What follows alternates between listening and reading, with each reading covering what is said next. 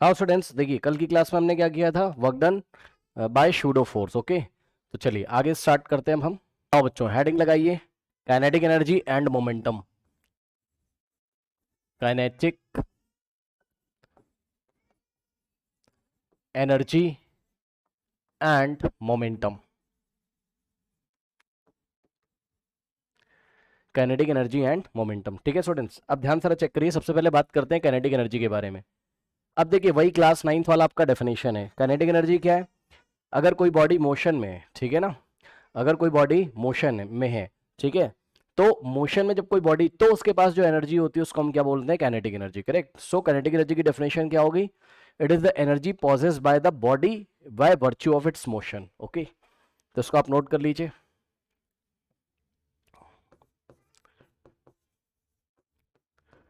Kinetic energy क्या है? It is the energy of a body possessed bye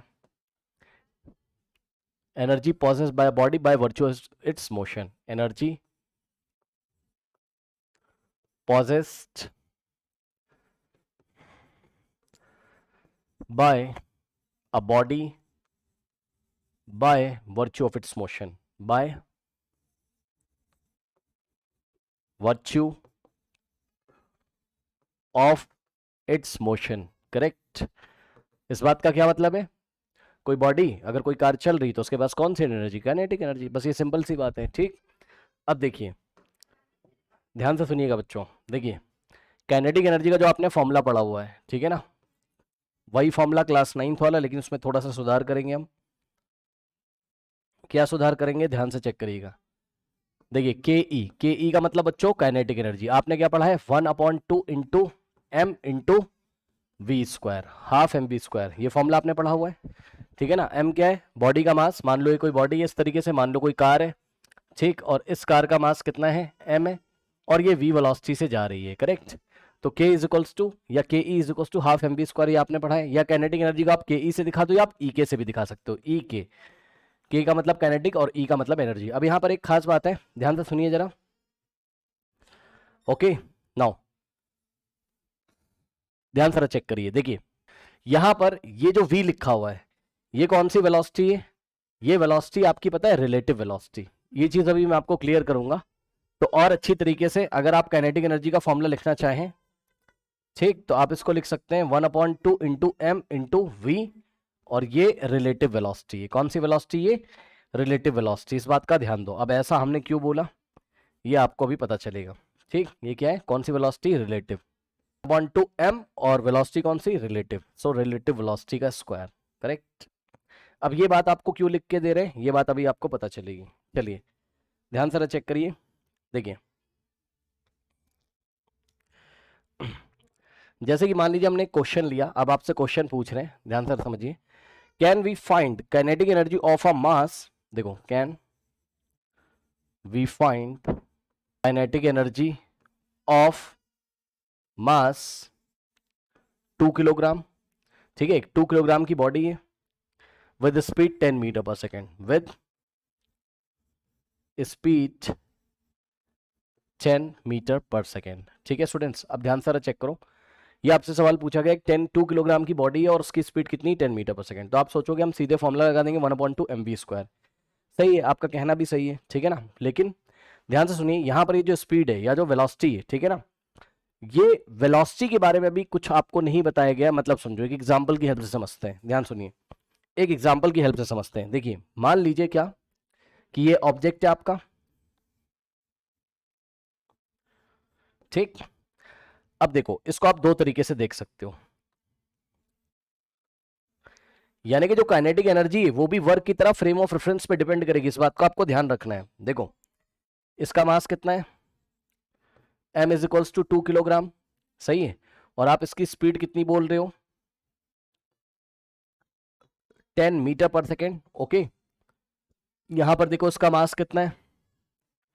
2 kilogram, और इसकी स्पीड कितनी है?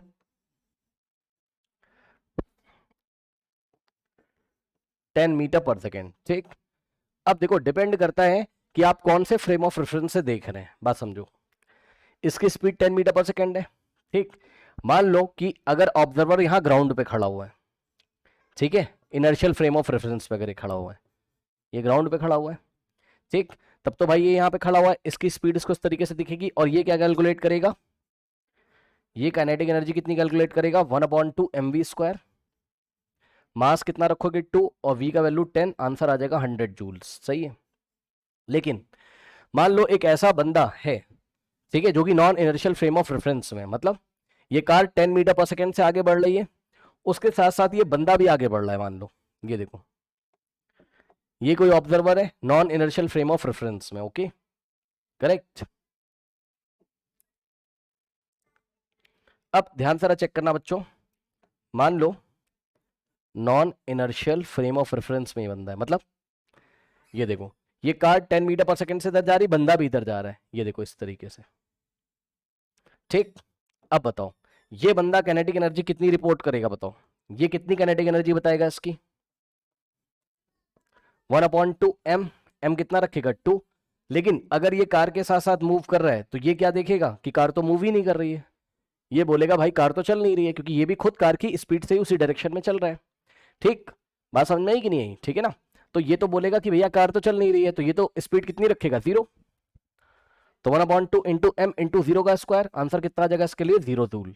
कहने का मतलब ये बच्चों की काइनेटिक एनर्जी भी क्या है आपकी, ये फ्रेम ऑफ रेफरेंस डिपेंडेंट होती है, ठीक है, कौन से फ्रेम ऑफ रेफरेंस से आप देख रहे हो, कौन से फ्रेम ऑफ रेफरेंस के लिए एनर्जी कैलकुलेट कर रहे हो, ठीक है, इस बात पे डिपेंड करता है। इसलिए अगर आप ध्यान देंगे तो काइनेटिक एनर्जी का जो सही फॉर्मूला है, 9th क्लास में हाफ mv² पढ़ा था, जो सही फॉर्मूला पढ़ा है हाफ mv² ही हम बोलेंगे आज के बाद, ठीक है, हम हाफ mv² ही बोलिए, लेकिन v को आप अपने मन में क्या रख के चलोगे, रिलेटिव वेलोसिटी, v को अपने मन में क्या रख के चलोगे कि v वेलोसिटी नहीं है, v क्या है बच्चों, रिलेटिव वेलोसिटी, v क्या है यहाँ पर, रिलेटिव वेलोसिटी। आज के बाद ध्यान रखिएगा, फिर से बता दे रहा हूँ, ठीक, कोई सवाल करेंगे आप ज्यादा टेंशन मत लीजिएगा।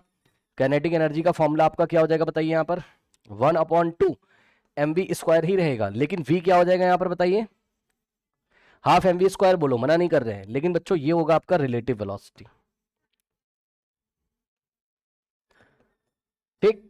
तो क्या रखना है आपको, ऑब्जर्वर और जो ऑब्जेक्ट मोशन में है ना, उनकी रिलेटिव वेलोसिटी यहां रखनी है आपको, वेलोसिटी नहीं रखनी है, रिलेटिव वेलोसिटी रखनी है, ठीक है ना, रिलेटिव वेलोसिटी रखनी है, ओके, करेक्ट। तो ये चीज है। चलिए अब हम देखते हैं बच्चों थोड़ा सा relation of kinetic energy and momentum, relation of kinetic energy, के ई लिखूंगा तो समझ जाना काइनेटिक एनर्जी एंड मोमेंटम, ठीक है। लास्ट चैप्टर में आपने मोमेंटम पढ़ा हुआ है, ठीक। तो मोमेंटम बच्चों कितना हो जाएगा बताइए, मोमेंटम को आप कैसे दिखाते थे, पी से, पी इज इक्वल्स टू क्या होता था, एम इंटू वी, याद है, मास इंटू वेलोसिटी, और यहां पर भी वेलोसिटी कौन सी आपकी, रिलेटिव वेलोसिटी, ठीक है ना। चलो अब ध्यान से चेक करिएगा, देखिए मान लीजिए कोई ऑब्जेक्ट है इस तरीके से, और इसका मास है m, और ये v वेलोसिटी से जा रहा है, तो उसके पास मोमेंटम कितना है, m इंटू वी, और इसकी काइनेटिक एनर्जी कितनी हो जाएगी, 1/2 mv², करेक्ट।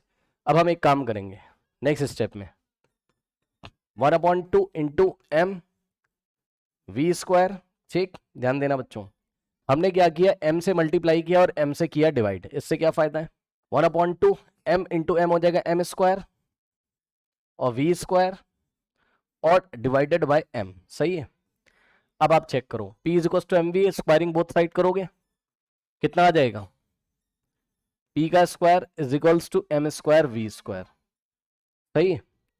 यहां से क्या आ जाएगा, 1/2 is equals to m² v² की जगह हम क्या रखेंगे, p² और अपॉन में m, क्या आप समझ गए, m² v² की जगह हमने क्या रखा, p², यानी कि मोमेंटम का स्क्वायर अपॉन में m। तो यहां से क्या बन गया, p² बाय 2m, करेक्ट। तो बच्चों अब यहां पे एक बहुत इंपॉर्टेंट फॉर्मूला जो निकल के आया है, जो कि आप डायरेक्ट याद कर सकते हो हमेशा के लिए, kinetic energy is equals to momentum का square upon 2 times mass, p का स्क्वायर अपॉन में 2m, ये अभी के अभी आप याद कर लीजिए, ठीक। Kinetic energy is equals to क्या, मोमेंटम का स्क्वायर अपॉन में 2m, याद कर लीजिए इसको, और इसका स्क्रीनशॉट ले लीजिए, ठीक। अब इसी फॉर्मूले को देखते हुए 2 सवाल आपसे पूछे जाएंगे। अच्छा, सवाल पूछने से पहले एक बात और बताना चाहता हूं, उस पर थोड़ा गौर करेंगे क्या आप, ध्यान से सुनिएगा बच्चों। देखिए मोमेंटम का फॉर्मूला क्या है आपका, P is equals to M into v, सही है। अब आपको पता है कि ये जो V लिखा है वेलोसिटी क्या है, एक वेक्टर क्वांटिटी, ये तो आपको पता है भाई। वेलोसिटी क्या है, एक वेक्टर क्वांटिटी, ये तो आपको पता है। वेलोसिटी में मैग्नीट्यूड भी होता है, डायरेक्शन भी होती है, सही है ना। मास एक स्केलर क्वांटिटी है, चेक कर लो बच्चों। मास क्या है, एक स्केलर क्वांटिटी है। और वेलोसिटी क्या है आपके पास, वेक्टर क्वांटिटी, ठीक। और मोमेंटम क्या है, वेक्टर क्वांटिटी, ठीक। नाउ तो एक बात बताओ, ये वेलोसिटी होगी आपकी वेक्टर क्वांटिटी, सही है। तो मोमेंटम भी क्या हो जाएगा आपका, वेक्टर, जो कि हम पहले भी डिस्कस कर चुके हैं। यानी कि बच्चों ध्यान से सुनिए, मोमेंटम बताने के लिए आपको दो बातों का बताना जरूरी है। एक तो मोमेंटम का मैग्नीट्यूड बताओगे और दूसरा मोमेंटम का डायरेक्शन बताओगे, सही है। यानी कि मोमेंटम को कंप्लीटली अगर आपको मोमेंटम के बारे में इंफॉर्मेशन देनी हो तो मोमेंटम का आप क्या बताओगे, मैग्नीट्यूड भी बताओगे और मोमेंटम का आप डायरेक्शन भी बताओगे, तब जाके माना जाएगा कि हाँ भाई आपने मोमेंटम कैलकुलेट कर लिया है, correct.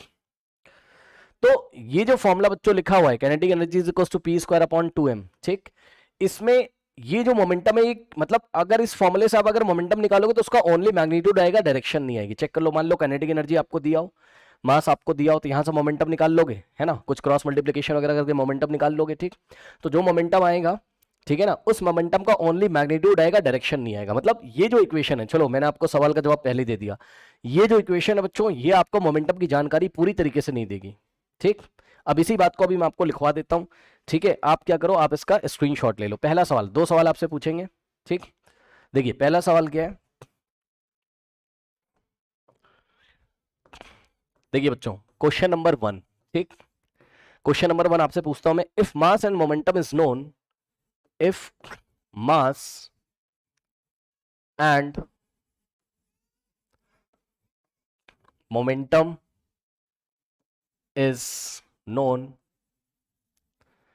known, can we find kinetic energy, can we find kinetic energy?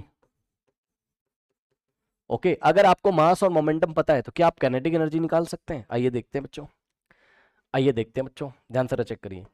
Formula अभी अभी आपने क्या पढ़ा था बताइए, kinetic energy is equals to p square by 2m, सही है। क्या क्या दे दिया बच्चों उसने, मास एंड मोमेंटम दे दिया, ठीक। तो मास भी पता है, मोमेंटम भी पता है, तो आप काइनेटिक एनर्जी निकाल लोगे, यस भाई। काइनेटिक एनर्जी का मैग्नीट्यूड निकाल लोगे, और काइनेटिक एनर्जी तो स्केलर है ना यार, तो उसका बस मैग्नीट्यूड चाहिए, डायरेक्शन से मतलब नहीं है। सुनिए ध्यान से, काइनेटिक एनर्जी एक्चुअल में आपको बता दूं, थोड़ा आप ध्यान दोगे क्या, देखो ये जो काइनेटिक एनर्जी का फॉर्मूला है ना आपका, कौन सा, 1/2 mv², ठीक। तो ये पता है कैसे आया होगा, इस तरीके से देखिए, 1/2m into vector v dot vector v। अब ध्यान सुनो, आपको पढ़ाया गया था वेक्टर वाले फॉर्मूले में क्या, कि अगर दो वेक्टर सेम है और उनका अगर आप डॉट प्रोडक्ट ले लो, ध्यान सुनो, vector v dot vector v, तो क्या हो जाएगा बताओ, मॉड ऑफ v v हो जाएगा, mod of v v v into v, और कॉस ऑफ, दोनों सेम वेक्टर है, दोनों के बीच एंगल 0, तो v इंटू v, v का स्क्वायर, और कॉस 0 1 होता है, तो आंसर आ जाएगा v का स्क्वायर। कहने का मतलब ये है, ये काइनेटिक एनर्जी जो आया है 1/2 mv², कहीं ना कहीं 1/2m v डॉट v से आता होगा, और v डॉट v क्योंकि ये भी क्या है, वेक्टर है, और ये वेलोसिटी भी क्या है, वेक्टर, तो वेक्टर का डॉट प्रोडक्ट लेके तब ये आंसर आया होगा, जहां पर मास क्या है, स्केलर है। तो ये देखो, ये डॉट प्रोडक्ट आपको क्या देता है,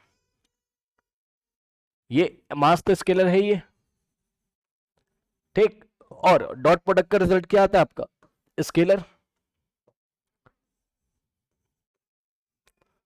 अब बताओ, right hand side scalar into scalar, scalar मिलेगा, तो काइनेटिक एनर्जी कैसी होगी आपकी, scalar.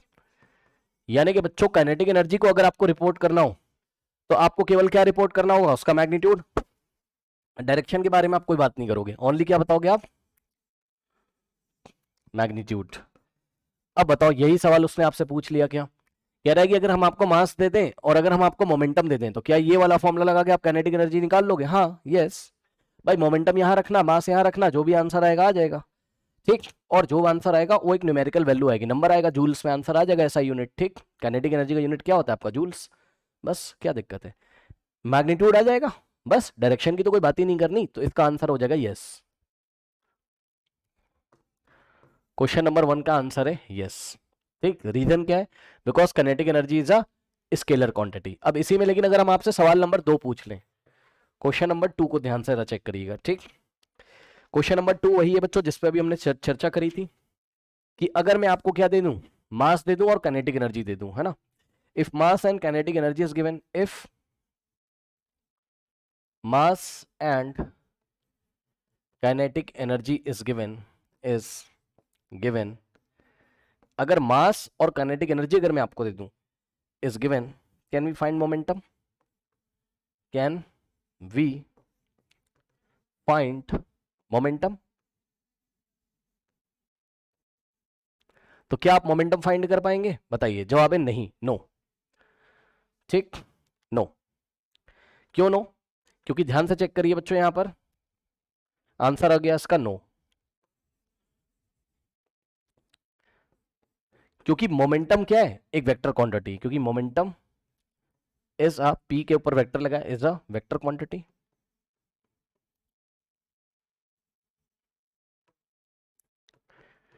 Is a vector quantity. Now ध्यान दें स्टूडेंट्स, इस फॉर्मूले में अगर मास दिया हो काइनेटिक एनर्जी, तो इसको इधर भेजोगे तो यहां से देख लो क्या आ जाएगा, पी स्क्वायर बराबर कितना निकलेगा? 2m इंटू के ई, 2m इंटू के ई, और यहां से स्क्वायर हटाओगे तो क्या लग जाएगा बताओ? Square root.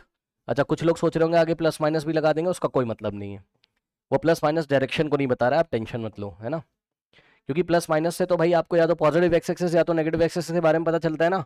3 डायमेंशनल स्पेस में डायरेक्शंस तो बहुत सारी हैं, तो ये प्लस माइनस वाला लफड़ा कुछ भी नहीं है, आप इसकी टेंशन मत लो, ठीक। बस यहां से ये हटा दो, आप केवल पॉजिटिव स्क्वायर रूट लोगे, क्या करोगे? 2 square root of 2 into mass into kinetic energy, ये जो भी आंसर आएगा it will only the magnitude of momentum. ये आपको क्या पता चला? ओनली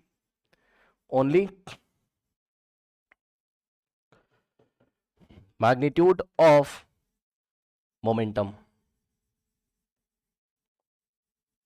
मोमेंटम का मैग्नीट्यूड देगी ये इक्वेशन बस, ठीक है। मोमेंटम का डायरेक्शन आपको नहीं मिलेगा, इसलिए मोमेंटम हम नहीं फाइंड कर सकते, क्योंकि मोमेंटम एक वेक्टर क्वांटिटी है, उसको फाइंड करने के लिए आपको उसका डायरेक्शन भी चाहिए और मैग्नीट्यूड भी। तो फिर से ध्यान से सुन लो, आपको यहां से मैग्नीट्यूड तो मिल जाएगा मोमेंटम का, लेकिन डायरेक्शन नहीं मिलेगी। तो ये इक्वेशन कंप्लीटली मोमेंटम को नहीं डिफाइन, मतलब मोमेंटम की कंप्लीट वैल्यू डायरेक्शन के साथ ये नहीं दे पाएगी, बस इतनी सी बात है, ठीक।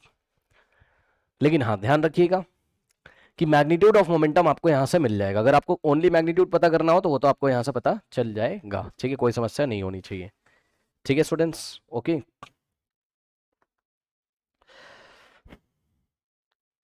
जैसे यदि आप चाहें इसी में आप एग्जांपल ले सकते हैं,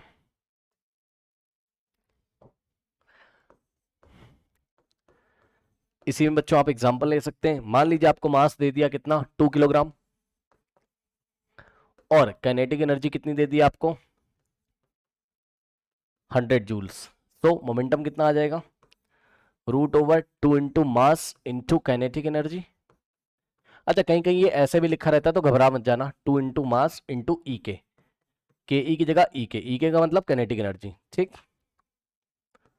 सो square root of 2 into mass कितना है स्टूडेंट्स? 2 किलोग्राम। काइनेटिक एनर्जी कितनी है? 100। तो आंसर कितना आ जाएगा? स्क्वायर रूट ऑफ 400, है ना। 400 का स्क्वायर रूट कितना होता है? 20, ठीक। किलोग्राम मीटर पर सेकेंड। मोमेंटम का यूनिट क्या होता है भाई? चेक कर लो, मोमेंटम का यूनिट क्या होता है? P equals to m into v से, किलोग्राम मीटर पर सेकेंड, ओके। मास का किलोग्राम और वेलोसिटी का क्या हो जाएगा? मीटर पर सेकेंड, ठीक। तो ये आपका मोमेंटम आ गया, बट ये डायरेक्शन को नहीं बता रहा है, इट गिव्स ओनली मैग्नीट्यूड। केवल मैग्नीट्यूड के बारे में पता चला है, नो डायरेक्शन, डायरेक्शन आपको पता नहीं चली है, ठीक है ना। तो ये लिमिटेशन है इस इक्वेशन की, ठीक है। नाउ अब देखिए बच्चों, अब हम आगे बढ़ते हैं, कुछ ग्राफिकल रिप्रेजेंटेशंस हैं, ओके। तो समझिएगा जरा, देखिए सम ग्राफ्स, कुछ ग्राफ्स देखेंगे स्टूडेंट्स, ठीक है। अच्छा, ग्राफ्स किसके किसके बीच में देखोगे वो आपको धीरे धीरे पता चलेगा, ठीक। ज़्यादा टेंशन मत लीजिएगा। ये लीजिए स्क्रीनशॉट ले लीजिए इसका, ये आपका नेक्स्ट पेज है, ओके। नाउ अब देखिए स्टूडेंट्स, यहाँ पर कुछ ग्राफ्स हम लेंगे और मैथमेटिक्स जो आपने पढ़ी थी वो थोड़ी हेल्प करेगा आपको। और ग्राफ की कुछ बेसिक्स क्लास भी हमने फिजिक्स में करे हुए हैं, वो भी आपको हेल्प करेगा, थोड़ा मैं आपको याद दिलाऊंगा, और जो नहीं बताया होगा यहाँ पे मैं आपको बता दूंगा। ध्यान से चेक करो। देखो बच्चों, नंबर 1 जो ग्राफ है, ये एग्जाम में डायरेक्ट आपके बच्चों ग्राफ पूछे आते हैं, ध्यान से समझोगे क्या। देखो पहला ग्राफ है बच्चों, वाई एक्सेस पे आपको दे देगा क्या,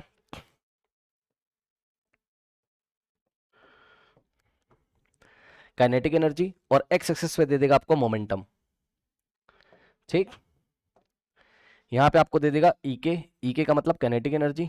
ठीक, और एक्स एक्सेस पे दे देगा आपको क्या, मोमेंटम। सही है, ओके। अब ध्यान दें स्टूडेंट्स, ये वाला फॉर्मूला तो आपको पता ही है क्या, कौन सा वाला, kinetic energy is equals to क्या था, पी स्क्वायर अपॉन 2m। सही है, और मास कांस्टेंट है, यहाँ क्या है, मास कांस्टेंट है ऑब्वियसली। केस नंबर 1 में बच्चों मास क्या है आपका,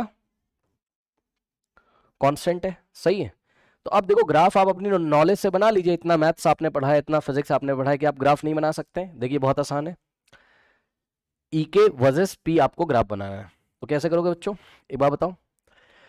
देखो ई के इज इक्वल्स टू, ध्यान दीजिएगा बच्चों, P square 1/2m into p square. अब आप थोड़ा ध्यान देंगे क्या प्लीज, 1/2m क्या बन जाएगा बताइए, कांस्टेंट। भाई कुछ सोचो ना, हाँ, मास अगर कांस्टेंट है तो 1/2m एक कांस्टेंट ही तो आएगा भाई, 2 कांस्टेंट है, 1/2 कांस्टेंट है, 1/2 m भी क्या होगा, कांस्टेंट, क्योंकि 2m कांस्टेंट होगा, 1/2m भी कांस्टेंट होगा। ठीक, बड़ी सिंपल सी बात है, मास फिक्स है तो 1/2m एक नंबर होगा फिक्स जो कि कांस्टेंट है। ठीक, तो यहां से क्या हो गया बच्चों, आपका मास कांस्टेंट होने की वजह से 1/2m पूरा कांस्टेंट हो गया। भैया जिसको भरोसा नहीं चेक कर लो, एक मास रख लो यहाँ पर 60 किलोग्राम, एक फिक्स नंबर आएगा, कांस्टेंट हो जाएगा, फिक्स हो जाएगा। ठीक, नाउ अब ये पूरा बच्चों अगर कांस्टेंट हो गया, ठीक, तो इस कांस्टेंट को आपने सपोज लिखा के से, और यहां से क्या बनेगा आपके पास, के से लिखो, सी से लिखो, जो लिखना हो लिख दो भाई। यहीं पे इसको हम कंप्लीट करना चाहते हैं, थोड़ा छोटा करेंगे। यहां से होगा बच्चों E K is equals to, अब ध्यान दें इसकी जगह आपने रखा सी और इंटू पी स्क्वायर। अब ये सी क्या कहलाएगा, प्रोपोर्शनैलिटी कांस्टेंट, तो इसको हटा दोगे तो क्या आ जाएगा, E K is proportional to p square. और यहीं से आप देख लो भाई, अगर आपको ज्यादा टेंशन आप यहीं से देख लो, ये देखो। ठीक, कहां पर दिखाएं, इसको थोड़ा छोटा कर देते हैं ना। क्या मैथ्स नहीं पढ़ के आए हो बताओ, क्या मैथ्स नहीं पढ़ाई है आपको, बताइए। यहां पे देखिए क्या आ रहा है आपके पास बच्चों, E K is equals to c into p square. अब बताओ ई के वाई जैसा बिहेव कर रहा है, क्योंकि वाई एक्सेस पे, सी तो तुम्हारा कांस्टेंट है, और पी का जो स्क्वायर है, ठीक है, पी का जो स्क्वायर है स्टूडेंट्स, ठीक, वो क्या है आपका, ध्यान से चेक करिए, पी का स्क्वायर एक्स जैसा, मतलब पी एक्स जैसा बिहेव कर रहा है। अब बताओ वाई इज इक्वल टू बच्चों सी इंटू एक्स स्क्वायर, ये क्या बन के आ रहा है बताइए, ये क्या बन के आ रहा है, ये अपवर्ड पैराबोला बन के आएगा, सोचो। ठीक, तो इसका ग्राफ कुछ इस तरीके से आएगा, अंदाजा लगा सकते हो आप, मैथ्स वाले बहुत अच्छी तरीके से लगा सकते हैं, और जो बायोलॉजी वाले भी देख रहे होंगे तो इतना कोई बहुत बड़ा इसमें इशू नहीं है। ठीक, y इज इक्वल्स टू, यहाँ सामने देखिए k इंटू एक्स स्क्वायर या c into x square type का आ रहा है, तो क्या बनेगा, ये पैराबोला। इसमें बहुत, ये बड़ी सिंपल सी बात है, इसमें कुछ भी डिस्कस करने वाली चीज नहीं बच्चों, ये ऐसा पैराबोला बन गया, क्या ही समस्या है बताइए। ठीक, क्योंकि यहाँ x की पावर 2 आ रहा है ना, चेक कर लो, ई के, और यहाँ p की पावर 2, p की पावर 1 होता तब तो स्ट्रेट लाइन आता, लीनियर, अब p की पावर 2 है तो घूम जाएगा ऐसे इस तरीके से। ठीक, तो अब आप इसका स्क्रीनशॉट ले लीजिए बच्चों, ये ग्राफ नंबर 1 है, ग्राफ नंबर 1 है, kinetic energy versus momentum when the mass is constant, when the mass is constant. Okay, इसका आप स्क्रीनशॉट ले लीजिए। नाउ अब नेक्स्ट देखिए students, graph number 2, graph number 2 में क्या दिया गया हमें, y एक्सिस पे बच्चों आपको काइनेटिक एनर्जी दे रहा है। ठीक, ये ग्राफ नंबर 2 है, ठीक है ना, y एक्सिस पे काइनेटिक एनर्जी आपको दे रहा है, एंड x एक्सिस पे दे रहा है बच्चों आपको मास। ठीक, लो भैया स्क्रीनशॉट ले लो। चलिए नेक्स्ट, अब देखिए स्टूडेंट्स, काइनेटिक एनर्जी वर्सेस मास का अगर आपको दे दे, बताइए कोई समस्या हो जाती है। और इस टाइम बच्चों मोमेंटम आपका कांस्टेंट है, क्या पी को इसने क्या कर दिया, कांस्टेंट कर दिया, तो यहां से क्या हो जाएगा स्टूडेंट्स, अभी अभी आपने पढ़ा था kinetic energy is equals to p का स्क्वायर अपॉन 2m, सही है।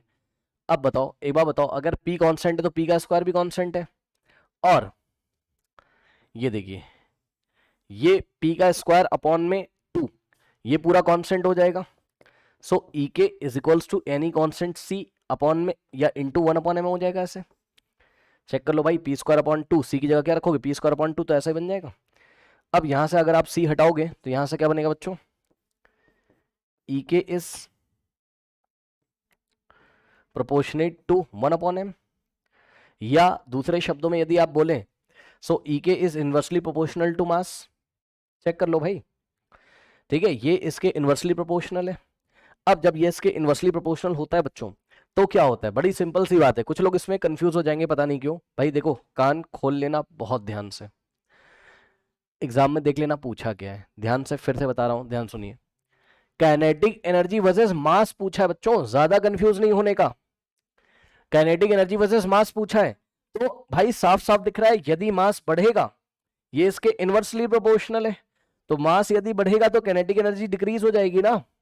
अब आप खुद सोचो, मास बढ़ते बढ़ते बढ़ते बढ़ते, या आप इसको ऐसे सोच लो अदर वे राउंड, मास यदि बहुत कम हो गया, मास टेंड्स टू 0 हो गया, ये देखिए मास बहुत कम हो गया अगर, है ना, मास लगभग बहुत कम हो गया, तो काइनेटिक एनर्जी बहुत ज्यादा हो जाएगी। चेक कर लो, मोमेंटम अगर कांस्टेंट है, ठीक, तो क्या आपको ऐसा ग्राफ नहीं मिलेगा।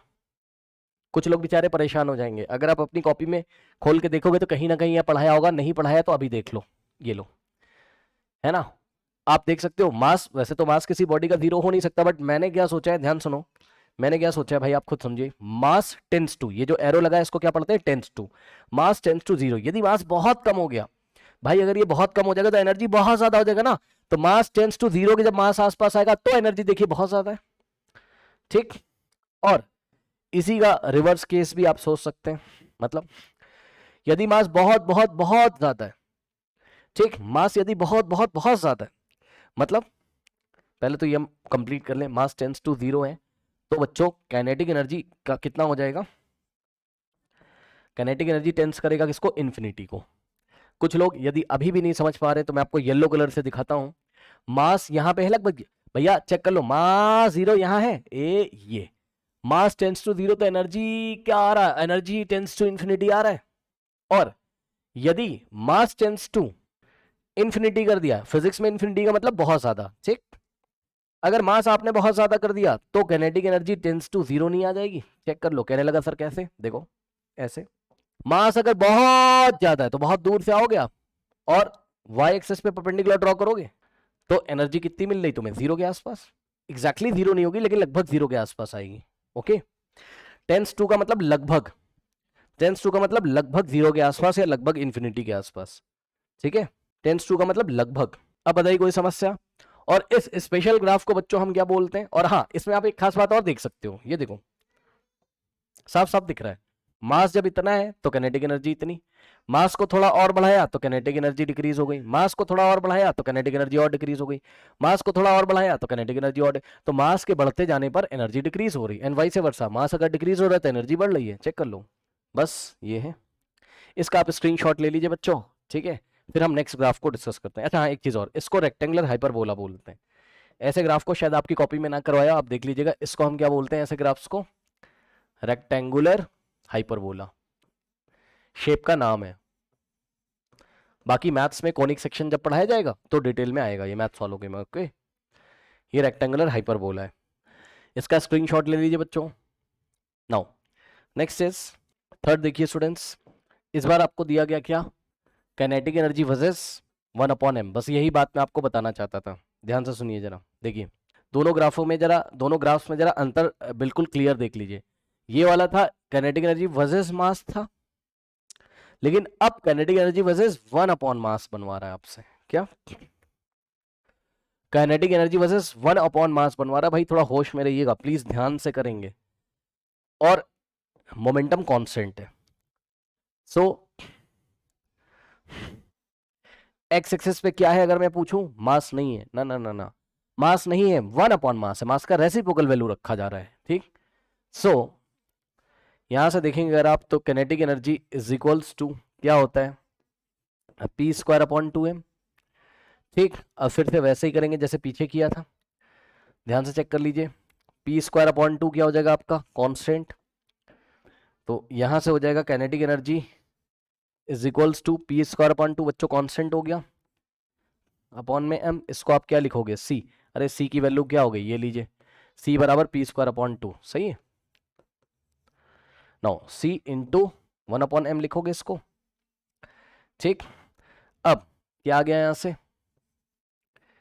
ई K is equals to c into 1 upon m.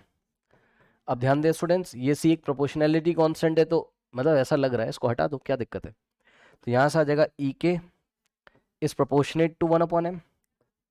ठीक, और थोड़ा और अच्छा करवा दें, थोड़ा और अच्छा करवा दें ताकि आपको फील आ जाए, उसके लिए थोड़ा ध्यान देंगे बच्चों। देखो थोड़ा सा मैथ से रिलेट कर लो ना, क्या दिक्कत है। ई के बिहेव कर रहा है वाई जैसा, सी एक कांस्टेंट है, सही, और 1 अपॉन एम, इसको चलो सी डैश कर लो। ठीक, और 1 अपॉन एम को आप एक्स मान लो। अब बताओ क्या समस्या है। तो किसका ग्राफ बनाना है एक तरीके से, ये आप हटा दोगे तो y इज प्रोपोर्शनेट टू क्या हो जाएगा, x, यानी कि ई के इज प्रोपोर्शनेट टू क्या हो जाएगा भाई, कांस्टेंट सी डैश हटा दोगे। ठीक, अरे सी बोल दो, सी डैश बोल दो, क्या ही फर्क पड़ता है यार उससे, है ना। चलो ठीक, तो ई के इज प्रोपोर्शनेट टू क्या हो जाएगा बताइए, x की जगह क्या रखा आपने, 1 अपॉन एम। तो देखो मैं आपको बार बार फोकस करवा रहा हूं, इसीलिए पता मैंने 1 अपॉन एम की जगह x ले लिया भाई, x की पावर कितनी है 1, तो 1 अपॉन एम की पावर भी तो 1 है। ठीक, y की पावर कितनी 1, तो ई के की पावर भी तो 1 है। एक बार बताओ y और x का ग्राफ कैसा बनेगा, स्ट्रेट लाइन भाई, y is equal to x का ग्राफ कैसे बनता है, y is equal to x का ग्राफ, जिसको भरोसा नहीं है x और y की वैल्यू डालते जाओ, ये ऐसा लीनियर बनेगा इस तरीके से। स्लोप कितना 45 डिग्री, ठीक है ना, तो ऐसा ग्राफ बनेगा, ठीक है ना, ऐसा ग्राफ यहां पर आपके पास बनेगा। तो बस ई के वर्सेस 1 अपॉन एम का भी ग्राफ ऐसा ही तो बनेगा, क्या समस्या हो गई बताइए। तो देखा आपने डिफरेंस क्या, कि ई के वर्सेस एम का ग्राफ आए तो सावधान रहिएगा, रेक्टेंगुलर हाइपरबोला। ठीक, लेकिन मोमेंटम को कांस्टेंट मानते हुए, लेकिन मोमेंटम को कांस्टेंट मानते हुए अगर ई के वर्सेस 1 अपॉन एम का ग्राफ आ जाए तो स्ट्रेट लाइन आएगा। ठीक है स्टूडेंट्स, कैसा आएगा, स्ट्रेट लाइन आएगा, ठीक है ना। बस यही है और क्या, इसका स्क्रीनशॉट ले लीजिए आप, आगे बढ़ते हैं फिर। ठीक है, नाउ अब एक क्वेश्चन जो कि मैंने एरर एनालिसिस में भी आपको कराया था, वो क्वेश्चन एक बार फिर से लेके आते हैं इस चैप्टर में, क्योंकि एनर्जी से रिलेटेड क्वेश्चन है। तो ध्यान से चेक करिए बच्चों, ये क्वेश्चन मान लीजिए उसने आपको दिया एग्जाम में, क्या, when the momentum of a body increase by 100%, when the momentum of the body increased by 100%, okay, when the momentum of a body increased by 100%, its kinetic energy increase by, momentum 100% अगर increase हो जाए तो kinetic energy कितने percent से बढ़ जाएगी, आपको पूछा गया। its kinetic energy increases, its kinetic energy increases by options. ये क्वेश्चन मैं पहले भी करा चुका हूं, इस चैप्टर में मैं फिर से करा रहा हूं, 200%। क्यों करा रहा हूं इस चैप्टर में वो भी आपको पता चल जाएगा। Option B is 40%, option C is 100% and option D is 300%। सही है। अब ऐसे क्वेश्चंस बच्चों देखिए एग्जाम में आते हैं, ठीक है ना। तो अगर आपने इसको एरर एनालिसिस से कर दिया है ना, मतलब अगर मान लो किसी बच्चे ने इसको ऐसे कर दिया क्या, कि kinetic energy is equals to p square by 2m होता है। ठीक, तो आपने क्या किया, रिलेटिव एरर रिलेशन लगा दिया, मान लो आपने ऐसे कर दिया क्या, रिलेटिव एरर रिलेशन से इसको अगर आपने एग्जाम में मान लीजिए गलती से कर दिया, डेल्टा ई के by E K is equals to क्या हो जाएगा, 2 डेल्टा पी बाय पी, क्योंकि मास कांस्टेंट है, मास को हम कांस्टेंट मान लेंगे, ठीक है ना। तो बस पी स्क्वायर करेंगे, 2m क्या हो जाएगा, कांस्टेंट हो जाएगा, ठीक है ना। कांस्टेंट में कोई भी एरर नहीं आता है, तो 2m पूरा कांस्टेंट, उसमें कोई भी एरर नहीं आएगा। तो इस तरीके से आपने इसको कर दिया, फिर आपने क्या कर दिया, बोथ साइड 100 से मल्टीप्लाई कर दिया। ठीक, तो डेल्टा ई के by E K is equals to 2 into delta p by p, और आपने क्या किया, इधर 100 से मल्टीप्लाई कर दिया और इधर भी आपने क्या किया, 100 से मल्टीप्लाई कर दिया। ठीक, यही क्या आपका percentage increase in kinetic energy. Okay, percentage increase in E K, E K का मतलब kinetic energy, is equals to 2 into, ये पूरा वैल्यू आपको दिया हुआ है, मोमेंटम में इंक्रीज कितना दिया है, 100%, तो इस पूरे की जगह आपने क्या रख दिया, 100%। ठीक, आंसर आ जाएगा कितना, 100 इंटू 2 200%। सही है। अब बताओ, ऑप्शन में भी आपको दिया हुआ है, ध्यान से चेक करिए, ऑप्शन में भी आपको दिया हुआ है कितना, 200%। ठीक, लो भाई स्क्रीनशॉट लो। ऐसे तो आपका नेटवर्क जाएगा तब थोड़ी ना आपको समझ में आएगा, अब तो मैं बता भी चुका हूँ। परसेंटेज इंक्रीज इन कितना आ गया, 200%, लेकिन ये क्या आपका रॉन्ग है, और ऑप्शन भी देगा आपको ताकि आपका मैच भी कर जाए। देखो 200 दिया भी हुआ है, तो ये रॉन्ग है। क्यों? क्योंकि एरर एनालिसिस में आपको सिखाया था कि एरर अगर आपको कितनी दी हो, 5%, मतलब ये वाला तरीका कहाँ तक वैलिड होता है, ओनली अप टू 5%। ठीक, ज़्यादा से ज़्यादा अप टू 5%, 5% से ज़्यादा देगा तो हमें सवाल को ऐसे नहीं करना है। तो कैसे करना है, तो हमें सवाल को कैसे करना है, अब करेक्ट मेथड देखो जरा,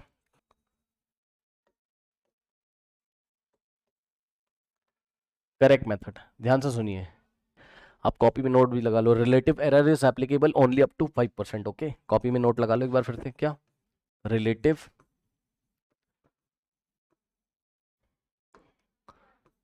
error is applicable only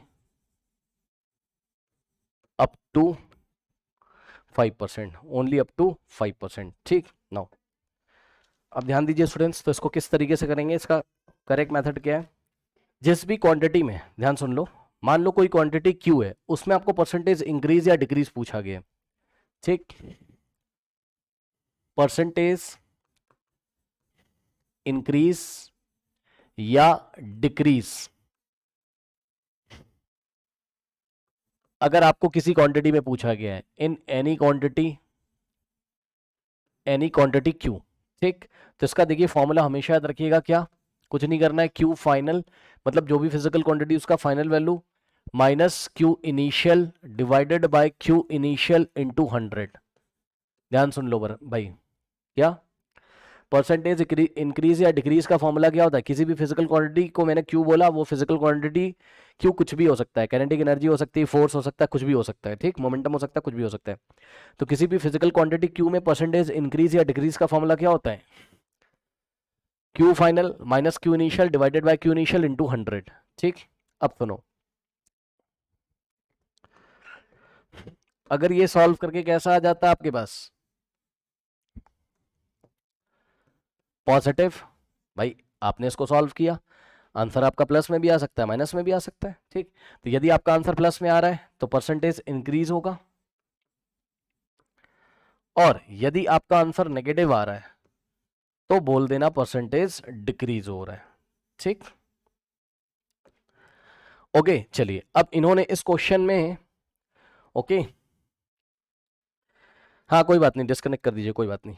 now अब इस क्वेश्चन में ध्यान से चेक करिए बच्चों, क्या इस क्वेश्चन में इन्होंने हमसे क्या पूछा है, अगर आप ध्यान देंगे तो इस क्वेश्चन में इन्होंने हमसे पूछा है क्या, कि काइनेटिक एनर्जी में इंक्रीज बताइए, है ना, काइनेटिक एनर्जी में क्या बताइए, इंक्रीज बताइए। ठीक है ना, सो अब उस फिजिकल क्वांटिटी का नाम क्या है, काइनेटिक एनर्जी, जिसके बारे में इंक्रीमेंट या डिक्रीमेंट हमसे पूछा जा रहा है। सही है ना, तो यानी कि बच्चों अब यहां पर हम, और इन्होंने बोल भी दिया है कि भाई what is the percentage increase, तो आप लिखते हुए भी चलो इनकी आंसर पॉजिटिव ही आएगा, मैं आपको दिखा दूंगा। ठीक, percentage increase in kinetic energy, क्या लिखोगे बताओ, फाइनल काइनेटिक एनर्जी। ठीक है, ई के, एफ का मतलब फाइनल, माइनस ई के, आई का मतलब इनिशियल, डिवाइडेड बाय ई के इनिशियल इंटू 100। बस यही करना है आपको, बस यही करना है आपको। ओके भाई, काइनेटिक एनर्जी में आपको इंक्रीज या डिक्रीज पूछा हुआ है, तो kinetic energy final minus kinetic energy initial divided by kinetic energy initial into 100, value रख दो, आंसर निकाल लो। इसके लिए आपको क्या पता होना चाहिए, काइनेटिक एनर्जी फाइनल और काइनेटिक एनर्जी इनिशियल, जिसको मैं पीछे शायद जगह हो तो कैलकुलेट कर दूं। ध्यान सुनो, काइनेटिक एनर्जी इनिशियल कितना हो जाएगा, पी स्क्वायर बाय 2m, ठीक, जहां पर पी क्या है, इनिशियल मोमेंटम है, ठीक। अब सुनो ध्यान से, उसने बोला when the momentum of the body increase by 100%। ध्यान से सुनिए जरा, मोमेंटम अगर 100% बढ़ जाएगा, खुद सोचो भाई, मोमेंटम अगर 100% बढ़ गया तो पहले मोमेंटम p था तो अब 2p हो जाएगा, खुद सोचो। चलो इसको इनिशियल मोमेंटम कर दे रहे हैं, ठीक। इसको क्या कर दिया हमने, इनिशियल मोमेंटम कर दिया, और इनिशियल मोमेंटम को मैंने कितना मान लिया, p, तो ये p का स्क्वायर हो जाएगा। क्या माना है, इनिशियल मोमेंटम को मैंने p मान लिया है, ठीक। ओके, अब एक बार बताओ, मोमेंटम में कितना इंक्रीमेंट हुआ है, 100%। तो कोई भी क्वांटिटी अगर 100% बढ़ जाती है, डबल हो जाती है ना वो, यानी कि ध्यान सुनिएगा, यानी कि जो फाइनल मोमेंटम होगा p फाइनल, वो कितना हो जाएगा, इनिशियल वाले का डबल, यानी कि 2 इंटू इनिशियल मोमेंटम, सो 2 इंटू पी हो जाएगा, ठीक। तो ये आ गया फाइनल मोमेंटम। अच्छा एक चीज और, जिन बच्चों को ये बात नहीं पता चलती है ना कि परसेंटेज इंक्रीमेंट कैसे निकालें, कैसे डबल कर दिया, आप ऐसे कर लो भाई, आप ऐसे कर लो, सुनो, पहले मोमेंटम कितना था, p, तो p में आप क्या करो, 100% ऑफ p ऐड कर दो, क्या, 100% ऑफ p ऐड कर दो। भाई p में ही तो 100% ऑफ p इंक्रीज हुआ है ना, बात समझो। ये बात अलग से क्यों बता रहे हो सर, क्योंकि क्या पता एग्जाम में 100% का इंक्रीज ना हो, कुछ और देते, ठीक। तब कैसे करेंगे, तब आप ऐसे करोगे, डायरेक्टली नहीं निकल पाओगे, तो आप ऐसे करोगे, पहले मोमेंटम p था और अब मोमेंटम कितना हो गया, यानी कि फाइनल मोमेंटम कितना हो गया, जितना था उतना तो है ही है, प्लस उसमें ही हम 100% ऑफ p ऐड करेंगे, मतलब p प्लस 100% का मतलब 100/100 और ऑफ का मतलब इंटू p, ये कट जाएगा 100 से 100, p प्लस p 2p, तो फाइनल मोमेंटम 2p आ गया। एक दो वैल्यू और निकाल कर दिखा देता हूं ताकि बच्चे कंफ्यूज ना हो। मान लो 30% का इंक्रीज हुआ होता, कितना, यहां पे दिखा रहा हूं, मान लो मोमेंटम में 30% का इंक्रीज हुआ होता, कितना, 30% का, तब फाइनल मोमेंटम कैसे निकालते हम, भाई इनिशियली जो मोमेंटम था p वो तो रहता ही रहता, प्लस अब हम 100% की जगह क्या लिखते, 30% ऑफ p, तो फाइनल मोमेंटम कितना रखते, p प्लस 30% का मतलब 30/100 और ऑफ का मतलब इंटू p, और इसको सॉल्व कर लेते, जो भी आंसर आ जाता है, 10p plus 3p 13p divided by 10। बात समझ में आ गई, यानी कि 1.3p कितना आ जाएगा, 1.3p, करेक्ट। तो फाइनल मोमेंटम हम कितना रखते हैं, 1.3p। ये बस आपको ये इस क्वेश्चन का पार्ट नहीं, आपको समझाने के लिए बताया था, बात समझ रहे हो, ओके। तो इस तरीके से बस अब बात आपकी बन जाएगी।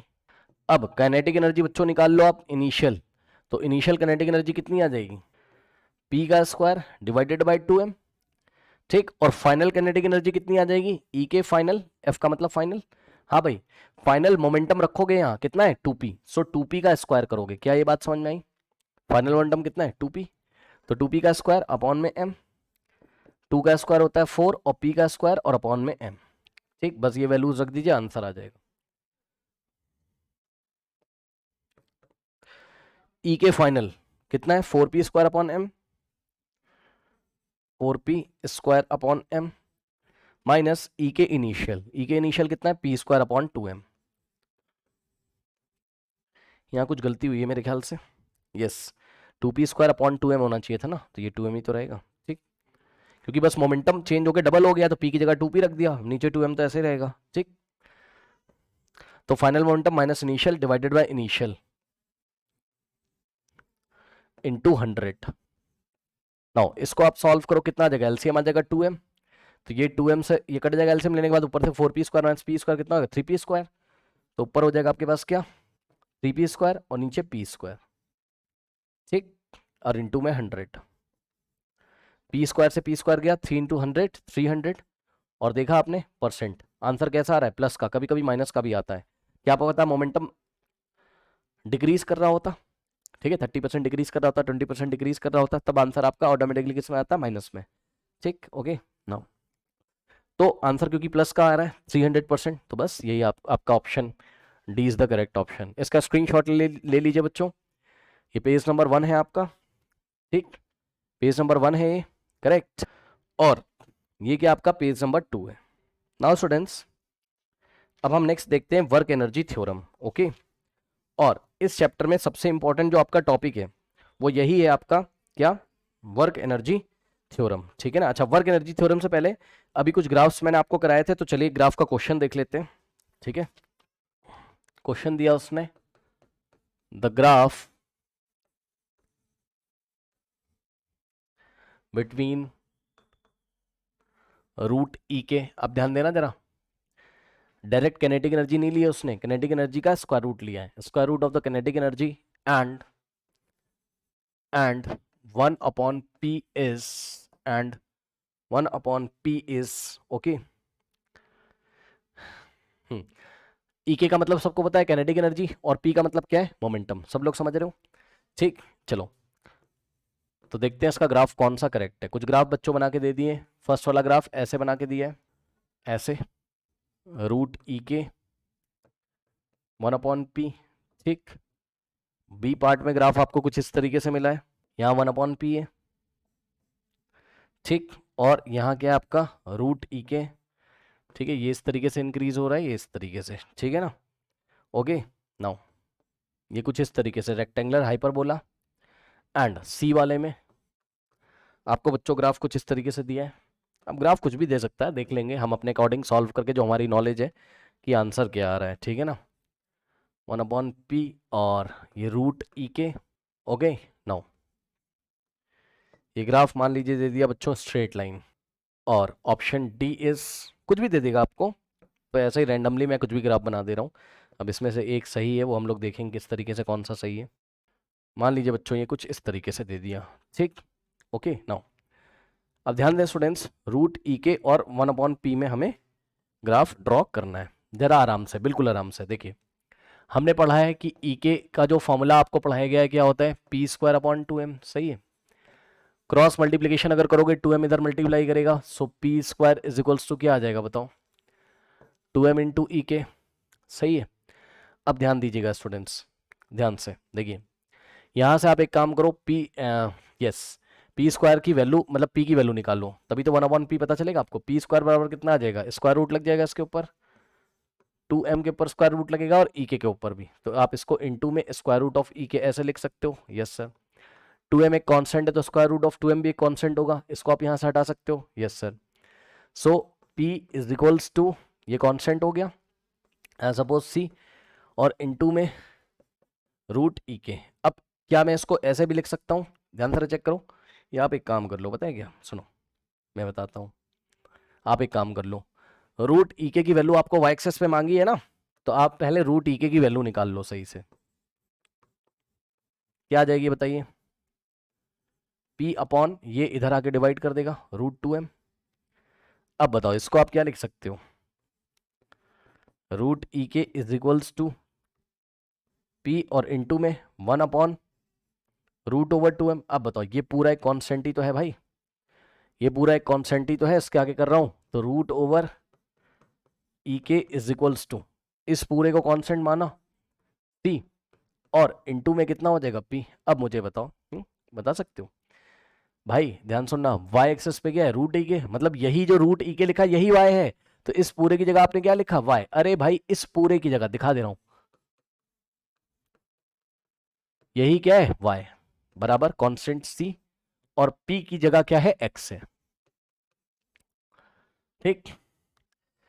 p की जगह क्या है x है। अच्छा हाँ, 1 अपॉन ग्राफ किसके वजह से, अच्छा 1 अपॉन p के वजह से मांगा है, रुक जाओ भाई अभी और सुधार करना पड़ेगा इसमें, थोड़ा सा इसमें अभी और सुधार करना पड़ेगा, ठीक है ना। तो हमें रूट ओवर ई के वजह 1 अपॉन पी का हमें ग्राफ चाहिए, ठीक है ना। ओके, सो यस, नाउ देखिए, चलो यहाँ से एक बात मैं आपको बताता हूँ, ध्यान से समझिएगा, देखिए इसको थोड़ा और सॉल्व कर लीजिए। एक चीज़ मैं आपको कॉपी में लिखवाता हूँ, उसको आप लिखेंगे, देखिए रूट ओवर ई के और ये पी आ जाएगा नीचे, अब तो सही है, कॉन्स्टेंट सी, ठीक। अब ध्यान से सुनो बच्चों, इसको आप क्या लिख सकते हो लेफ्ट हैंड साइड, इसको भी आप हटा दो, ये एक्स वाई हटा दो, है ना, उससे कुछ बात बन नहीं रही, क्योंकि पता है क्या चल रहा है एक्चुअल में, ध्यान नहीं दिया मैंने भी। रूट ई के को अगर आपने मान लो, देखो रूट ई के को अगर आपने क्या मान लिया, एक्स सॉरी वाई, ठीक, और पी को अगर एक्स मान लिया, तो तब तो स्ट्रेट लाइन आ जाएगा, आप गलती से स्पेटिक लगा दोगे, लेकिन पता है क्या, रूट ई के वजह पी थोड़ी ना मांगा है यार उसने, रूट ई के वजह 1 अपॉन पी मांगा है, यही तो लफड़ा है, ठीक। तो कोई दिक्कत नहीं है, वैसा बना लेंगे कुछ, वैसा बना लेंगे कुछ, ये देखो रूट ई के और इनटू में इसको क्या लिख सकते हो 1/p इज इक्वल्स टू सी। ऐसा आ गया। अब मेरी बात ध्यान सुनिएगा, रूट ई के को आप x मान लो, वेरी इंपॉर्टेंट, सुन लो। अब असली बात सुनो, रूट ई के को क्या माना आपने, x नहीं y मान लो, क्योंकि y एक्सिस पे ना रूट ई के, और 1/p को x मान लो। यस सर, ये x हो गया, ये y, और y इंटू एक्स इज इक्वल्स टू क्या आ रहा है, कॉन्स्टेंट सी। और आज के बाद याद रख लीजिए बच्चों, क्या सर, एक नई चीज कॉपी में नोट करो, अगर नहीं पता है तो y इंटू एक्स जब भी कांस्टेंट होगा तो रेक्टेंगुलर हाइपरबोला आएगा। क्या सर, क्या सर, क्या सर, सुनो, क्या, कॉपी में नोट लगा लीजिए अगर नहीं पता है। y इंटू एक्स या x इंटू वाई बराबर अगर कभी भी कांस्टेंट मिल जाए तो क्या आएगा ग्राफ आपका, रेक्टेंगुलर हाइपरबोला आएगा। कहने लगा सर कैसे, कैसे सर, सर ऐसे, y इंटू एक्स बराबर अगर कांस्टेंट है c तो ये x उधर जाएगा, तो y बराबर c इंटू 1/x लिख सकते हो उसको, बताओ। अब c हटा दोगे तो y is inversely proportional to 1/x। अब बताओ, x बढ़ेगा तो y क्या करेगा, डिक्रीज करेगा, तो y वर्सेस x का ग्राफ कैसा आएगा, ये x है और ये y है। ऐसा नहीं आएगा, चेक कर लो। x जब टेंस टू, यही तो पढ़ाया था आज, ऐसा ही कुछ मिलता जुलता है। x टेंस टू अगर इन्फिनिटी हो जाएगा तो y टेंस टू 0 होगा, और x अगर 0 होगा तो y टेंस टू इन्फिनिटी हो जाएगा, बताओ। और हमने जो अभी अभी आपको करके दिखाया है, यहां पर देखिए जरा, हमने आपको जो करके दिखाया है यही क्या है आपका, y क्या है आपका रूट ई के, और 1/p की जगह क्या x है, यानी कि y इंटू एक्स बराबर कॉन्स्टेंट आ रहा है।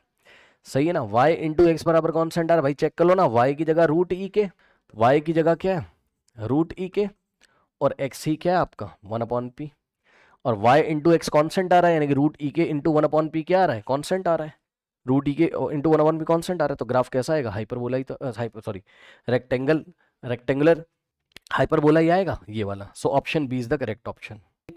आई थिंक आपको मेरी बात समझ में आएगी, ये चीज़ याद रखिएगा, y इंटू एक्स बराबर कभी भी कांस्टेंट आ जाए तो y वर्सेस x का ग्राफ कैसा आता है, रेक्टेंगुलर हाइपरबोला। ठीक, इसका स्क्रीनशॉट ले लीजिए स्टूडेंट्स, इसका स्क्रीनशॉट ले लीजिए, इसका स्क्रीनशॉट ले लीजिए।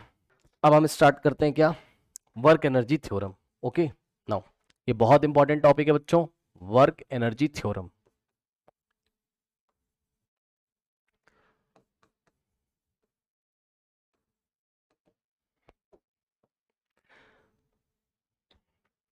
देखो, आपको मैक्सिमम सवाल यहीं से मिलेंगे, ठीक है, वर्क एनर्जी थ्योरम से। तो it is a theorem which relates work done with kinetic energy. It is a theorem which relates, अब इसको प्रूफ कर देंगे, कोई दिक्कत नहीं है, विच relates work done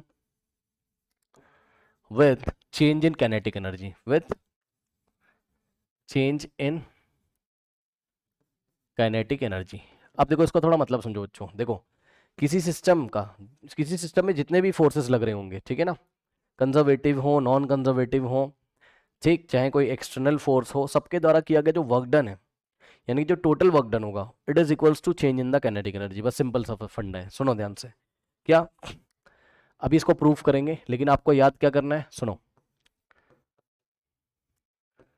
work done total, T का मतलब total, total work done is equals to क्या, चेंज इन काइनेटिक एनर्जी, बस डेल्टा के ई,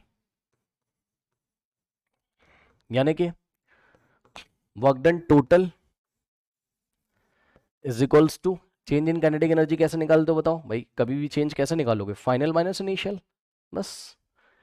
ठीक, यानी कि students final kinetic energy minus initial kinetic energy. ठीक, बस बहुत आसान है।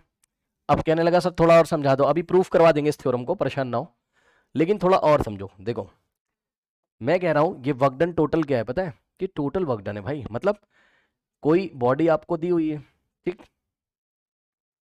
उस बॉडी पे डिफरेंट टाइप के फोर्सेस मान लीजिए लगे हुए हैं, कंजर्वेटिव भी लगा है, नॉन कंजर्वेटिव भी लगा है, एक्सटर्नल फोर्स भी लगा है।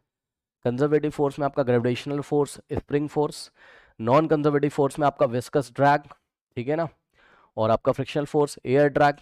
ठीक, तो बच्चों ये जो वर्क डन टोटल है, इससे हमारा मतलब पता है क्या है, वर्क डन बाय जितने भी कंजर्वेटिव फोर्सेस हैं प्लस वर्क डन बाय जितने भी नॉन कंजर्वेटिव फोर्सेस हैं plus work done by any external agent. ठीक, बस ये भैया तीनों कैलकुलेट कर लेना अपने क्वेश्चन में और सम करके उठा के किसके इक्वल रख देना, के फाइनल माइनस के इनिशियल के। जो उसने पूछा होगा क्वेश्चन में वो निकल के आ जाएगा।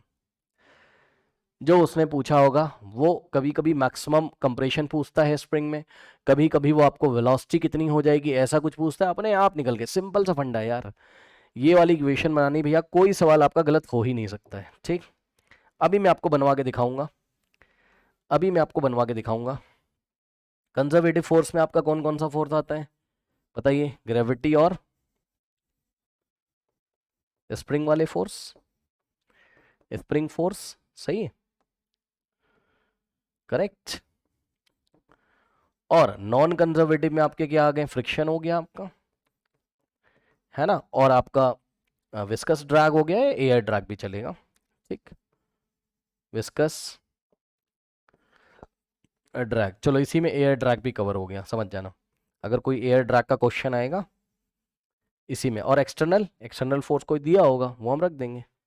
अब सुनो, हर एक क्वेश्चन में तीनों फोर्स मिले ऐसा हो नहीं सकता, मतलब ऐसा जरूरी नहीं है ना, हर एक क्वेश्चन में तीनों फोर्स मिले ऐसा नहीं है। तो भाई जो फोर्स मिले, मान लो कोई सवाल उसने दिया, ठीक, और बस वहां कंजर्वेटिव फोर्स है, ओनली ग्रेविटेशनल फोर्स, तो ये वाला जीरो हो जाएगा। मतलब तुम्हें टेंशन नहीं लेना यार, तुम्हें जब नॉन कंजर्वेटिव और एक्सटर्नल फोर्स नहीं दिख रहा है तो भैया किस बात का इनका वर्क डन नहीं निकालोगे, तो बस work done by conservative forces is equal to K final minus K initial कर देना। अगर नॉन कंजर्वेटिव दिख रहा है तो ये दोनों गायब होंगे, या तीनों ही कभी कभी दिख रहे हैं तो तीनों रख के बस आपको सिंपल यहाँ टोटल वर्क रखना है और is equal to change in kinetic energy कर देना है बस। ठीक है, सो किसी सिस्टम में जो टोटल वर्क होता है वो उस सिस्टम की चेंज इन काइनेटिक एनर्जी के इक्वल होता है, बस खत्म, यही वर्क एनर्जी थ्योरम है। अब आइए बच्चों इसका स्क्रीनशॉट ले लीजिए, आइए इसका प्रूफ देखते हैं। आइए थोड़ा सा इसका हम क्या देखते हैं, प्रूफ देखते हैं। ठीक है स्टूडेंट्स, ओके, फिर प्रूफ देखेंगे, फिर आपको भी सवाल करा देते हैं। नाउ प्रूफ थोड़ा सा देख लीजिए, ऐसे ही बच्चों वाला प्रूफ है। प्रूफ आपके स्कूल्स में बच्चों पूछा जा सकता है। ठीक है, सो माना कि हमारे पास बच्चों कोई मास है m, ये कोई मास है m हमारे पास, ठीक है ना, ये मास m है, और ऑब्वियसली मास तो चेंज होगा नहीं, यहां पर भी पहुंच के मास उसका m रहेगा, मास m और मास m। मान लो बच्चों ये u वेलोसिटी से जा रहा था, ठीक, और इस पे f फोर्स लगा दिया गया, जब फोर्स लगा दोगे तो एस्केलेट हो जाएगा ऑब्वियसली। ठीक, अब इसकी वेलोसिटी हो गई कितनी? v। समझ में आया क्या चल रहा है, बताओ?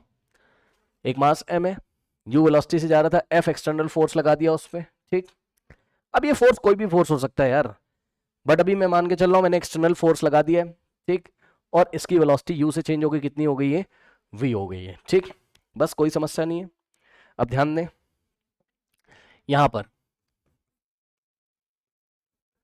इनिशियल वेलोसिटी कितनी बच्चों? u, ठीक, और फाइनल वेलोसिटी कितनी है आपकी? v।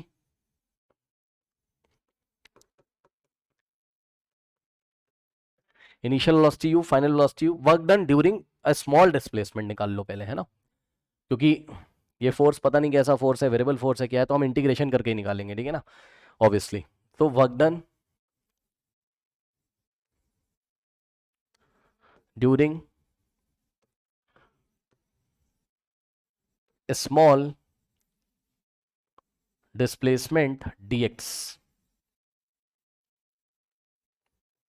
ध्यान से सुनिएगा बच्चों, माना कि स्मॉल डिस्प्लेसमेंट हुआ है, बॉडी यहां से यहां गई, dx डिस्प्लेसमेंट हुआ तो कितना वर्क होगा? तो वर्क भी बहुत स्मॉल होगा, ठीक, that is dw। So dw is equals to f dx, correct. और हम ये मान रहे हैं कि फोर्स की डायरेक्शन और डिस्प्लेसमेंट की डायरेक्शन सेम है, इसलिए वर्क डन हम कैसे निकाल रहे हैं यहाँ पर? पॉजिटिव। ठीक, अब आप ज्यादा टेंशन मत लेना, सवाल आप हैंडल करोगे ना, जिसका पॉजिटिव वर्क डन आना होगा आएगा, जिसका नेगेटिव पीछे सिखाया हुआ है वर्क डन का साइन लेना, कंजर्वेटिव में भी सिखाया है, नॉन कंजर्वेटिव में भी सिखाया। अभी सवाल आएंगे फिर से आपको वर्क का साइन सिखाऊंगा, ज़्यादा आप टेंशन मत लो। अभी इस डेरिवेशन में आप ये मान लो कि डिस्प्लेसमेंट की डायरेक्शन में फोर्स लगा है, इसलिए हमने यहाँ स्मॉल वर्क डन को कैसा माना है? पॉजिटिव। ज़्यादा टेंशन नहीं लेना है, ठीक है ना। नाउ स्टूडेंट्स, अब फोर्स का फॉर्मूला क्या होता है भाई? आपने फोर्स लगाया तो भाई एस्केलेशन भी होगा, है ना, एस्केलेशन भी होगा, तो F बराबर m में होता है, सही है ना, F बराबर m में। तो dw is equal to f की जगह क्या रखा आपने, एम में, ठीक, dx, करेक्ट। अभी हम इसको इंटीग्रेट करेंगे, लेकिन इंटीग्रेट करने से पहले हम एक काम करते हैं बच्चों, इंटीग्रेट करोगे आप इसको किसकी लिमिट्स में, वेलोसिटी की लिमिट में। तो यहां से ऑपरेटर गायब करके आपको वेलोसिटी के टर्म में लाना होगा। अब ध्यान सुनिए, क्या हमने बच्चों पहले के चैप्टर में ऐसा कुछ पढ़ा हुआ है, a बराबर v into d x by dv by d x, a is acceleration is equal to v into dv by d x. हाँ भाई, मोशन इन स्ट्रेट लाइन में वेरी इंपॉर्टेंट ये पढ़ाया गया था। अब मैं इसको रिवाइज नहीं करा रहा हूँ, कॉपी खोल के रिवाइज करिए। A is equal to V into D we by D X होता था। सो यहां से क्या आ जाएगा बताइए, D W is equals to M into, A की जगह क्या रखोगे, V D we by D x, A की जगह क्या रखोगे, मास ऐसे ही, ए की जगह v into D we by D x, और इंटू में ये वाला डी एक्स बच गया। अब कल की क्लास में आपको बताया था, ठीक है, आपकी क्लास 12 मैथमेटिक्स में साफ साफ लिखा है कि स्मॉल डी एक्स क्या होता है, ये स्मॉल क्वांटिटी होती है, ऐसा न्यूटन ने बताया था। हाँ, न्यूटन ने भी इसमें काम किया था, ठीक है, आपके डिफरेंशिएशन में। तो उन्होंने बताया था क्या कि जो डी एक्स स्मॉल क्वांटिटी, आप इसको कट कर सकते हो नंबर की तरह, ठीक। तो ये dx और ये dx कोई नंबर होंगे, कट जाएंगे, ऐसे सोचो। तो स्मॉल वर्क डन डी डब्ल्यू कितना आ जाता है बच्चों, यहां से m into v D v, m into v D v, सही है। अब ध्यान दें बच्चों, टोटल वर्क के लिए क्या करोगे, W टोटल के लिए क्या करोगे, इसको इंटीग्रेट करोगे, इंटीग्रेशन ऑफ डी डब्ल्यू, ठीक। So m into v D v integration, और बच्चों लिमिट लगेगी वेलोसिटी के रिस्पेक्ट में, क्योंकि ऑपरेटर dv बैठा हुआ है यहाँ, small change in velocity, operator कौन है, dv। तो वेलोसिटी की लिमिट लगेगी इनिशियल से फाइनल, इनिशियल वेलोसिटी u है, फाइनल कितनी है v। तो इनिशियल वेलोसिटी u से फाइनल वेलोसिटी v ले जाने में कितना वर्क हुआ होगा, तो इसका इंटीग्रेशन करेंगे नाउ। तो यहां से w टोटल कितना आ जाएगा, चेक कर लीजिए भैया, मास देखो कांस्टेंट है, इंटीग्रेशन के बाहर आ जाएगा। तो इंटीग्रेशन होगा किसका, v dv, v into D v, initial velocity u से v, सही है। बस अब इसको सॉल्व कर लेंगे, कोई दिक्कत नहीं होनी चाहिए। So work done total is equals to mass और इंटीग्रेशन u से v, ठीक है, dv और v dv, ठीक। नाउ मास, अब ध्यान दे बच्चों, v का इंटीग्रेशन क्या होता है बताओ, v का स्क्वायर, है ना, और लिमिट्स लगेंगी u से v, mass m, oh I am very sorry, v का इंटीग्रेशन होगा v स्क्वायर अपॉन में 2 होगा ना यार, v की पावर में 1 ऐड कर देंगे, जो आ जाएगा उसी से डिवाइड कर देंगे, तो कितना आ जाएगा, v स्क्वायर अपॉन 2, और लिमिट लगेगी u से v, now upper limit minus lower limit, ठीक, करेक्ट। v की आपका फाइनल वेलोसिटी, तो जहां जहां v रख देंगे, या चलो ठीक है, कोई दिक्कत नहीं। यहाँ पे हमने क्या किया, v की जगह v रखा, तो v स्क्वायर अपॉन 2, ये अपर लिमिट माइनस, अब v की जगह u रख दोगे तो क्या आ जाएगा, u स्क्वायर अपॉन 2, सही है। m को अंदर भेजो, ठीक, तो m v square upon 2 minus m को अंदर भेजोगे तो m u स्क्वायर अपॉन 2, ठीक। यहां से क्या आ गया, work done total is equals to, हाँ भाई एक बार बताइए, एम वी स्क्वायर अपॉन 2 क्या है। अगर मैं आपसे पूछूं कि काइनेटिक एनर्जी, यहाँ पे देखिए, पीछे से देखिए, जब बॉडी की इनिशियल वेलोसिटी u थी, तो काइनेटिक एनर्जी कितनी थी उसकी, यानी कि इनिशियल काइनेटिक एनर्जी कितनी थी, इनिशियल काइनेटिक एनर्जी ई के इनिशियल, या आप ऐसे कर सकते हो उसको, काइनेटिक एनर्जी इनिशियल कितनी थी इसकी, 1/2 m v square, m into क्या, स्पीड का स्क्वायर, है ना, और स्पीड इनिशियल कितनी थी u, तो m इंटू यू स्क्वायर, ये इसकी इनिशियल काइनेटिक एनर्जी थी, और काइनेटिक एनर्जी फाइनल कितनी थी इसकी, F का मतलब फाइनल, काइनेटिक एनर्जी I का मतलब इनिशियल और F का मतलब फाइनल, 1/2 m। और ध्यान दें स्टूडेंट्स, भाई इसकी वेलोसिटी u से बढ़ के v हो गई, तो यहाँ पे इसकी काइनेटिक एनर्जी कितनी होगी, यहाँ इनिशियल और यहाँ फाइनल, फोर्स लगाया F, ठीक,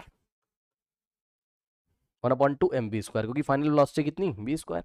बस अब यही ले जाके वहां रख दीजिए, यानी कि इधर देखिएगा जरा, इसको आप क्या लिख सकते हो, m u स्क्वायर बाई 2, तो एम यू स्क्वायर बाई 2 की जगह क्या लिखोगे, काइनेटिक एनर्जी इनिशियल, और ये क्या जगह एम वी स्क्वायर बाई 2, तो mv²/2 की जगह क्या लिखोगे बताओ, काइनेटिक एनर्जी फाइनल।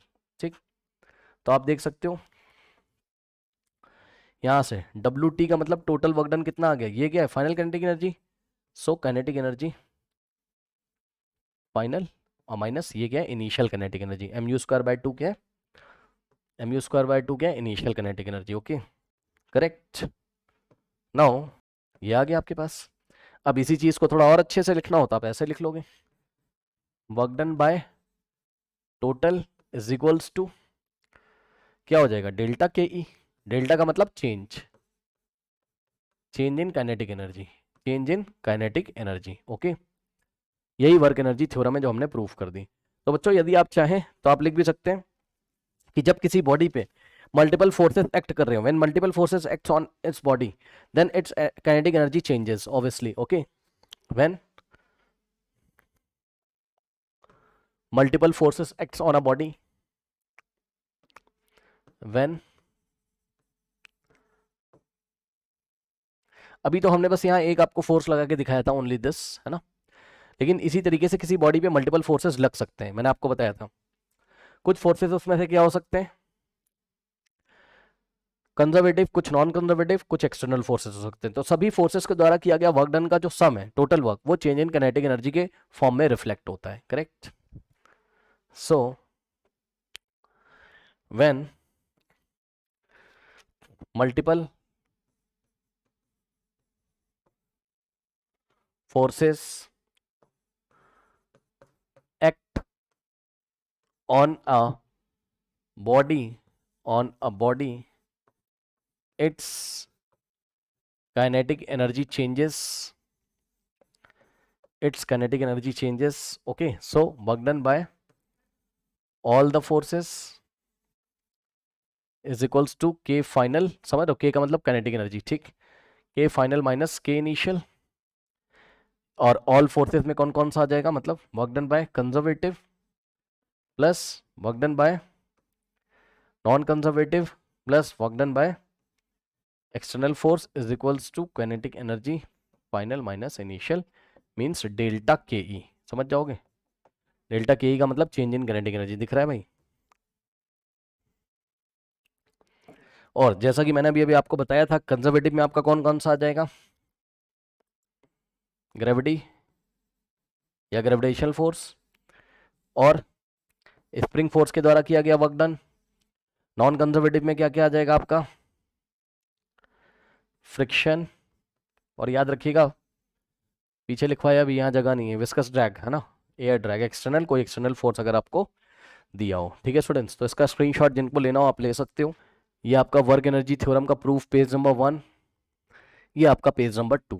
ठीक है स्टूडेंट्स, अब सुनिए हमें करना क्या है। देखिए अब वर्क एनर्जी थ्योरम का यूज करते हुए कुछ सब्जेक्टिव क्वेश्चंस हम करेंगे। ठीक, मतलब कुछ एग्जांपल्स हम करेंगे बच्चों, स्टैंडर्ड एग्जांपल। क्यों करोगे सर स्टैंडर्ड एग्जांपल, ध्यान सुनिए। इन स्टैंडर्ड एग्जांपल में आपके कॉन्सेप्ट बिल्डअप होंगे, ठीक है ना, आपके कॉन्सेप्ट बिल्डअप होंगे। ठीक है स्टूडेंट्स, और इन कॉन्सेप्ट जो यहाँ से सब्जेक्टिव क्वेश्चन में आपके कॉन्सेप्ट बिल्डअप होंगे बच्चों, ठीक, इन्हीं कॉन्सेप्ट्स को आप सवाल में लगाएंगे। तो बहुत ध्यान से एक एक सवाल को आप देखेंगे कि मैंने क्या क्या किया हुआ है। वैसे ही आप का जब कोई ऑब्जेक्टिव क्वेश्चन आएगा आप वही कॉन्सेप्ट लगाओगे, सवाल तुरंत हो जाएगा। ये सब्जेक्टिव वाले थोड़े डिफिकल्ट होंगे, ध्यान से चेक करिए, लेकिन आपको जो एग्जाम में मिलेगा बहुत आसान क्वेश्चन होगा। मैं आपको कुछ सिंपल एग्जांपल्स दूंगा। ओके नाउ देखिए, जैसे कि क्वेश्चन नंबर 1 है बच्चों आपका, कह रहा find maximum compression of spring, find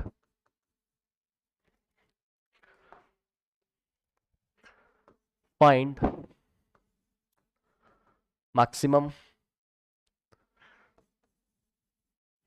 compression of the spring। ठीक, नो ये देखिए डायग्राम आपको कुछ इस तरीके से दिया हुआ है। ये देखिए बच्चों, देखिए बच्चों यहाँ एक स्प्रिंग लगी है इस तरीके से, और ये अपनी नेचुरल लेंथ पे, कैसे ये अपनी नेचुरल लेंथ पे, और यहाँ एक ब्लॉक रखा हुआ है सामने। इस ब्लॉक का मास भी दिया इन्होंने, और ध्यान सुनिएगा सवाल, ठीक है, फ्रिक्शन नहीं है, नो फ्रिक्शन, फ्रिक्शन नहीं मानना है। ओके स्मूथ है, नोट कर लेना भाई, फ्रिक्शन नहीं मानना है। ठीक, नाउ अब इस मास m को बच्चों v0 वेलोसिटी से फेंका गया, नहीं फेंक सकते बताओ, इसको जब इधर फेंकोगे तो ये आके स्प्रिंग को कंप्रेस करेगा, ठीक, थोड़ा सा स्प्रिंग नीचे कर लीजिए, करेक्ट, ओके। नाउ अब ध्यान दीजिएगा बच्चों, इस स्प्रिंग का स्प्रिंग कांस्टेंट कितना है, के। तो ये जब मास आकर इस स्प्रिंग को टक्कर करेगा, ठीक, ध्यान से चेक करिएगा, देखिए इस मास को आपने इस मास m को आपने v नॉट वेलोसिटी से फेंका ऐसे, ये आके स्प्रिंग को क्या करेगा, कंप्रेस करेगा। तो आपको ये बोला गया है कि स्प्रिंग में मैक्सिमम कंप्रेशन कितना होगा, ये आपको निकाल के देना है। इस स्प्रिंग में मैक्सिमम कंप्रेशन कितना होगा, ये आपको निकाल के देना है। अब ध्यान से चेक करो बच्चों, इस क्वेश्चन की अप्रोच सोचना शुरू करिए, देखिए मेरे साथ साथ जैसे जैसे बताऊंगा वो आप सोचिए। जब ये आगे इसको टक्कर करेगा तो ये कंप्रेस हो जाएगा इस तरीके से, मतलब ये देखो ये इसकी नेचुरल लेंथ है, यहाँ पर इसकी नेचुरल लेंथ है, ये आके इसको टक्कर करेगा तो ये स्प्रिंग कंप्रेस हो जाएगी। तो डायग्राम कैसा बन के आएगा, सोचिए खुद से, ये डायग्राम कुछ इस तरीके से हो जाएगा। ये देखो ये कंप्रेस हो गई और ब्लॉक आपका यहाँ आ जाएगा, भाई ब्लॉक इसको दबा देगा ना, अब ब्लॉक का मास तो m रहेगा, ठीक। और ध्यान से चेक करिएगा बच्चों, देखिए जब ब्लॉक आगे इसको दबाएगा तो पल भर के लिए रुकेगा, समझ सकते हो कि नहीं ये बात बताओ। ये आएगा ब्लॉक और इसको पल भर के लिए दबाएगा, तो जिस टाइम पल भर के लिए दबाएगा, हालांकि ये बात तो आपको भी पता है क्या, कि ब्लॉक जैसे ही स्प्रिंग को दबाएगा स्प्रिंग पलट के इस पे वार करेगी, क्योंकि ये आगे इस पे टक्कर करेगा ऐसे। तो उसको जब ये मैक्सिमम कंप्रेस कर देगा तो जितना इसने स्प्रिंग पे वर्क डन किया होगा वो work done as a potential energy spring में स्टोर हो जाएगा। थोड़ा बहुत अगर आपने पोटेंशियल एनर्जी क्लास 9 में पढ़ा हो तो इस स्प्रिंग के पास एनर्जी, तभी तो इसको वापस से फेंकेगी। तो इसके वापस फेंकने से पहले की फोटो मैंने खींची हुई, जस्ट जब इसने मैक्सिमम इसको कंप्रेस कर दिया, ओके। तो इस टाइम क्या ये पूरा सिस्टम रेस्ट पे नहीं होगा, पल भर के लिए, बहुत ही फ्रैक्शन ऑफ सेकेंड के लिए ये सिस्टम रेस्ट पे होगा, तभी इसकी फोटो हमने खींच ली है, ठीक। तो अगर ये सिस्टम रेस्ट पे होगा पल भर के लिए तो इस टाइम ब्लॉक की वेलोसिटी कितनी हो जाएगी बताइए। इस टाइम बच्चों ये ब्लॉक रेस्ट पे आ जाएगा और इसकी फाइनल वेलोसिटी कितनी हो जाएगी, 0। यानी कि बच्चों चला किससे था, इनिशियल वेलोसिटी v नॉट से चला था और फाइनल कितनी हो गई बताइए, 0, करेक्ट। अब ध्यान से सुनिए, कुछ नहीं करना है आपको, यहां से यहां आने में, कहां से कहां आने में, यहां से यहां तक आने में, ये डायग्राम आपको नेक्स्ट दिया हुआ है, मान लो ब्लॉक पहले कहां था, यहां था, ये पोजीशन ए पे था, अब ये पोजीशन बी पे आ गया है, ठीक। पोजीशन बी कहाँ लिखे भाई, समझ जाना, ये पोजीशन बी है और ये पोजीशन ए, ठीक है। तो आपको ए से बी तक बस वर्क एनर्जी थ्योरम लगाना है। तो अब देखो मैं किस तरीके से लगा रहा हूँ, ब्लॉक के फ्री बॉडी डायग्राम में, ठीक है ना, ध्यान सुनिएगा, ब्लॉक के फ्री बॉडी डायग्राम में ध्यान सुनिएगा बच्चों, देखिए कौन कौन से फोर्स एक्ट कर रहे हैं जरा समझना भाई। अगर आपको पता चलेगा ना कि ब्लॉक पे कितने तरीके के फोर्स काम कर रहे हैं, तभी तो जितने तरीके के फोर्स ब्लॉक पे लग रहे होंगे तो सभी फोर्सेस के द्वारा किया गया वर्क आप निकालोगे। कोई फोर्स एक्सटर्नल हो सकता है, कोई कंजर्वेटिव हो सकता है, कोई नॉन कंजर्वेटिव हो सकता है, याद आया। तो ब्लॉक पे लगने वाले टोटल फोर्सेस तो पहले बताओ। तो ध्यान से चेक करो बच्चों, यहां पर इसका फ्री बॉडी डायग्राम आपको बनाना पड़ेगा। mg लगेगा नीचे, फोर्स ऑफ ग्रेविटी या ग्रेविटी, नॉर्मल लगेगा, ब्लॉक का फ्री बॉडी डायग्राम बना रहा हूं, नॉर्मल लगेगा ऊपर। और ध्यान सुनना भैया, ध्यान सुनो, इस ब्लॉक पे स्प्रिंग फोर्स किधर लगेगा, इस ब्लॉक पे स्प्रिंग फोर्स किधर लगेगा, ध्यान सुनो, इस ब्लॉक ने स्प्रिंग को ऐसे दबाया, ठीक। तो स्प्रिंग ब्लॉक को पलट के फोर्स किधर देगी, इधर, क्योंकि इस ब्लॉक ने स्प्रिंग को ऐसे दबाया है ना, तो इस ब्लॉक को स्प्रिंग फोर्स ऐसे मिलेगा, ठीक। और माना कि बच्चों यहां से यहां जो मैक्सिमम जो सॉरी ये x बराबर 0 वाला है ना नेचुरल लेंथ, तो यहां से यहां इसका मैक्सिमम कंप्रेशन कितना हो गया, x नॉट हो गया, ये मैक्सिमम कंप्रेशन कितना हो गया, x नॉट, यही x नॉट आपको निकालना है। यहां से यहां स्प्रिंग यहां से यहां आ गई, तो यही x नॉट आपको निकाल के यहां पर देना है। चलिए देखते हैं बच्चों, अब ब्लॉक पे कितने तरीके के फोर्स हैं, एक तो स्प्रिंग फोर्स है इस डायरेक्शन में, ठीक। और अगर आप देख रहे हो तो डिस्प्लेसमेंट किधर है, इस डायरेक्शन में, देख रहे हो आप डिस्प्लेसमेंट किधर है, इस डायरेक्शन में, ठीक है ना, ओके। अच्छा, नॉर्मल कैसे इधर और mg कैसे नीचे, ठीक है स्टूडेंट्स, ओके। सो चलिए अब हम वर्क डन निकालते हैं एक एक करके, और सारे वर्क डन को अब हम क्या करेंगे, कैलकुलेट करेंगे और ऐड करेंगे, ठीक। चलिए, नो फ्रिक्शन, फ्रिक्शन कोई भी नहीं यहाँ पर, करेक्ट, फ्रिक्शन कोई भी नहीं है यहाँ पर। और अगर फ्रिक्शन नहीं है तो थोड़ा मैं आपको बता दूं कि इसको यहाँ से यहाँ लाने में कोई वर्क भी नहीं करना पड़ा होगा, ये भी सोच लो, स्मूथ है ना, ध्यान रखिएगा भाई इस बात का, ये स्मूथ है। क्योंकि कुछ लोग के दिमाग में ये भी कंफ्यूजन चल सकता है कि यहाँ से यहाँ तक आने में कुछ वर्क हुआ होगा कि नहीं, नहीं हुआ होगा, ठीक। जब ये स्प्रिंग को कंप्रेस करना शुरू करेगा तब वर्क हुआ होगा, ओके। सबसे पहला फोर्स कौन सा दिखा बताइए, नॉर्मल, ठीक। सो वर्क डन बाय नॉर्मल, मैंने बोला था ना work done bye all the forces निकाल लो, तो वर्क डन बाय नॉर्मल कितना आ जाएगा बताइए? 0 आ जाएगा। क्यों? ध्यान से चेक करो। डिस्प्लेसमेंट कैसे हो रही है भाई? डिस्प्लेसमेंट ऐसे हो रही है, ठीक। तो ये डिस्प्लेसमेंट की डायरेक्शन है। कहाँ पर बना दें? यहाँ बना दें भाई। नॉर्मल इस परपेंडिकुलर टू डिस्प्लेसमेंट है ना, बड़ी सीधी साफ बात है, ध्यान से चेक करो। नॉर्मल ऐसे और डिस्प्लेसमेंट ऐसे, क्योंकि ये ब्लॉक आ रहा है, ये इसको ऐसे कंप्रेस कर रहा है ना भाई, चेक कर लो यहां से यहां तक, तो ये एक्स नॉट इतना है, ये डिस्प्लेसमेंट की डायरेक्शन है, और ब्लॉक की भी डिस्प्लेसमेंट की डायरेक्शन यही है। तो ब्लॉक पे लगने वाला नॉर्मल ब्लॉक पे कितना वर्क कर रहा होगा? 0, क्योंकि ये नॉर्मल है ऐसे, ये ऐसे नॉर्मल है और ऐसे डिस्प्लेसमेंट है, तो एंगल कितना हो गया? 90। तो नॉर्मल नाम का फोर्स है और एस नाम की डिस्प्लेसमेंट है, दोनों के बीच एंगल कितना है? 90। तो दोनों के बीच एंगल अगर 90 है तो work done by the normal कितना हो जाएगा? 0। तो इस तरीके से work done by the normal कितना हो गया? 0। इसके बाद बच्चों ध्यान से चेक करो, अब दूसरा फोर्स आपको ब्लॉक पे कौन सा दिख रहा है बताइए? फोर्स ऑफ ग्रेविटी mg, इसकी भी यही हालत है, चेक कर लो। डिस्प्लेसमेंट इधर है और ग्रेविटी किधर है? नीचे। mg इधर है भाई, फोर्स ऑफ ग्रेविटी इधर है। मैंने बोला था एक बॉडी पे डिफरेंट टाइप के फोर्सेस वर्क कर सकते हैं और डिफरेंट टाइप के फोर्सेस के द्वारा किया गया वर्क डन आपको निकालना है टोटल। तो mg इधर है और डिस्प्लेसमेंट फिर से इधर है, फिर से एंगल 90, ठीक। तो फिर से वर्क डन बाय ग्रेविटी, ये नॉर्मल है, वर्क डन बाय नॉर्मल निकालना है, ठीक। फिर वर्क डन बाय ग्रेविटी भी कितना मिल गया?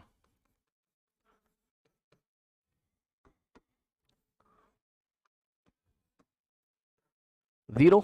रीजन वही है क्या कि mg वाला जो फोर्स है, it is perpendicular to mg मतलब gravitational force, it is perpendicular to mg, force ही तो है भैया, चेक कर लो, ठीक।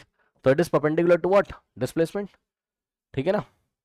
यानी कि नॉर्मल ने कोई वर्क नहीं किया, mg ने कोई वर्क नहीं किया, सही है। अब work done by spring force निकाल लो, work done by spring force, okay. So ध्यान से चेक करिए, work done by spring force. देखो ये ब्लॉक जब इस पे टकराएगा तो ये पूरा मिला के एक सिस्टम बना दे रहे हैं, ये पूरा मिला के एक क्या बना रहे हैं? सिस्टम बना रहे हैं। ब्लॉक और स्प्रिंग का सिस्टम है, दोनों क्या है? कांटेक्ट में भी, तो पूरा एक सिस्टम है। तो इस सिस्टम में जो स्प्रिंग के द्वारा किया गया वर्क कितना है? ध्यान से चेक करोगे, देखो work done by spring force is equals to, अब थोड़ा सा ध्यान दीजिएगा जरा, इंपॉर्टेंट बात है, ध्यान से चेक करो।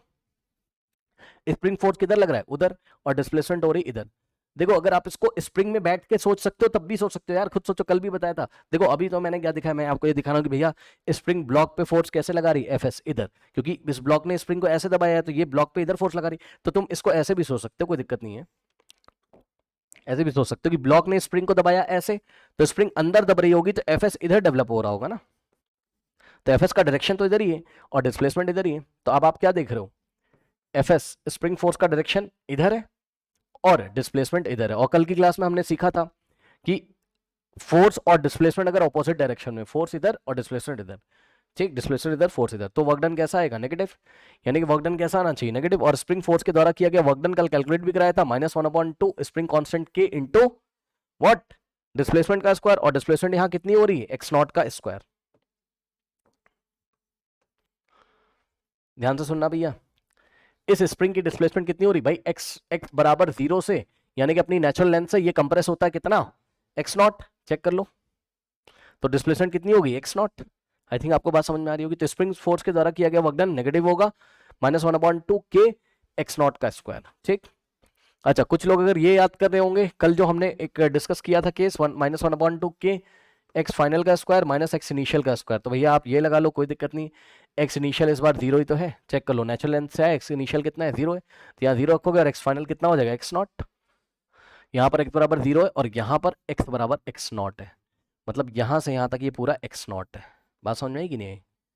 ठीक, ये चीज़ है। और फ्रिक्शन फोर्स है नहीं, फ्रिक्शन फोर्स होता तो उसके द्वारा किया गया भी वर्क डन हम निकालते हैं, ठीक। एक्स एफ की वैल्यू कितनी होगी? एक्स नॉट, तो एक्स नॉट का स्क्वायर। अब सभी वर्क्स को ऐड कर दीजिए, so total work is equals to, अब क्या लगेगा बताओ?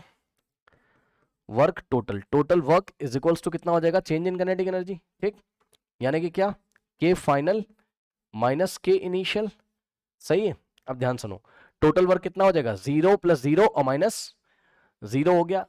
टोटल वर्क कितना हो गया? Work done by the normal plus work done by the gravity और plus work done by the spring force, यानी कि -1/2 के x naught square is equal to K final का स्क्वायर, सॉरी के फाइनल का square कह रहा हूँ, के फाइनल रखो यहाँ, काइनेटिक एनर्जी फाइनल कितनी है चेक कर लो, फाइनल काइनेटिक एनर्जी कितनी है एक बार बताओ, फाइनल वेलोसिटी कितनी, जीरो, तो फाइनल काइनेटिक एनर्जी कितनी हो जाएगी, जीरो, सही है, चेक कर लीजिए भाई, के फाइनल कितना हो जाएगा 1/2m v फाइनल का स्क्वायर, और v फाइनल तुम्हारा जीरो, तो फाइनल काइनेटिक एनर्जी कितनी हो गई जीरो, तो के फाइनल की जगह जीरो माइनस के इनिशियल की जगह 1/2m v स्क्वायर, और v कौन सा, v का मतलब स्पीड, कौन सी speed, initial speed, initial speed कितनी थी बताओ v नॉट, चेक कर लो भाई, v नॉट से फेंका था ना तुमने, तो यही तुम्हारी क्या है इनिशियल वेलोसिटी या इनिशियल स्पीड है, जो बोलना बोल दो,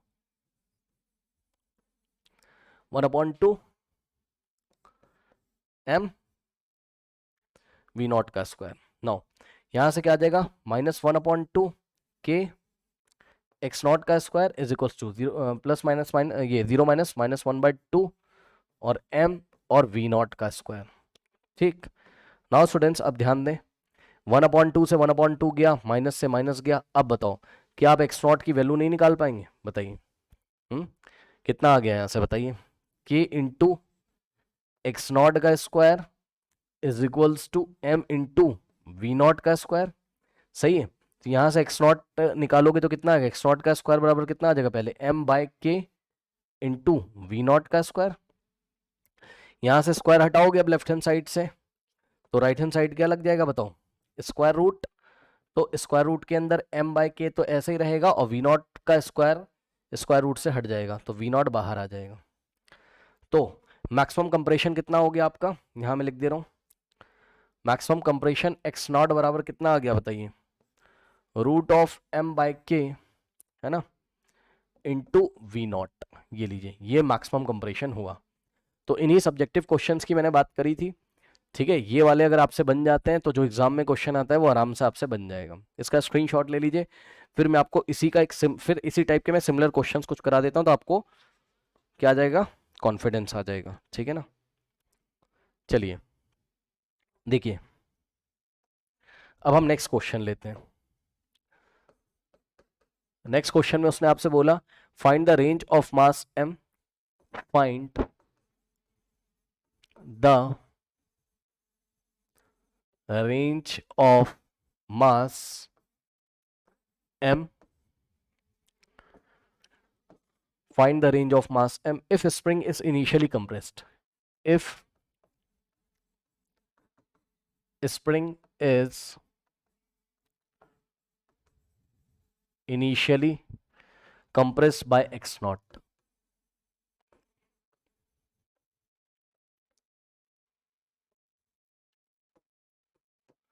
अब ध्यान दीजिएगा स्टूडेंट्स, डायग्राम भी आपको दिया हुआ है कुछ इस तरीके से, ध्यान दें स्टूडेंट्स, देखिए ये एक स्प्रिंग है, ओके, और यहाँ एक ब्लॉक रखा हुआ है, थोड़ा ध्यान दीजिएगा जरा, देखिए ये मास m है, और ये ना पहले से ही इस स्प्रिंग को कंप्रेस कर चुका है, ये कंप्रेस स्प्रिंग है, मतलब समझिए, ये देखिए ये इसकी नेचुरल लेंथ यहां पर थी, और डायग्राम में आपको बोला गया है क्या कि ये एक्स नॉट पहले ही डिस्प्लेस हो चुका है, जरा ध्यान देना जरा, ये एक्स नॉट डिस्प्लेस हो चुका है, कितना एक्स नॉट, या स्प्रिंग एक्स नॉट कंप्रेस हो चुकी है, ठीक, बात समझ रहे हो, ये जो डॉटेड लाइन मैंने आपको दिखाई ये वाली, यहां एक्स बराबर कितना था 0, इस ब्लॉक को ऐसे दबाया गया, मतलब इस स्प्रिंग में कितनी कंप्रेशन करी गई, एक्स नॉट करके छोड़ दिया गया, जैसे ही छोड़ोगे करके, भाई खुद सोचो ना, पहले ब्लॉक कहां पर था, ये यहां पर था, जो डॉटेड वाली लाइन है, एक्स बराबर 0, तो स्प्रिंग अपनी नेचुरल लेंथ पे पहले रही होगी, लेकिन हमने क्या किया,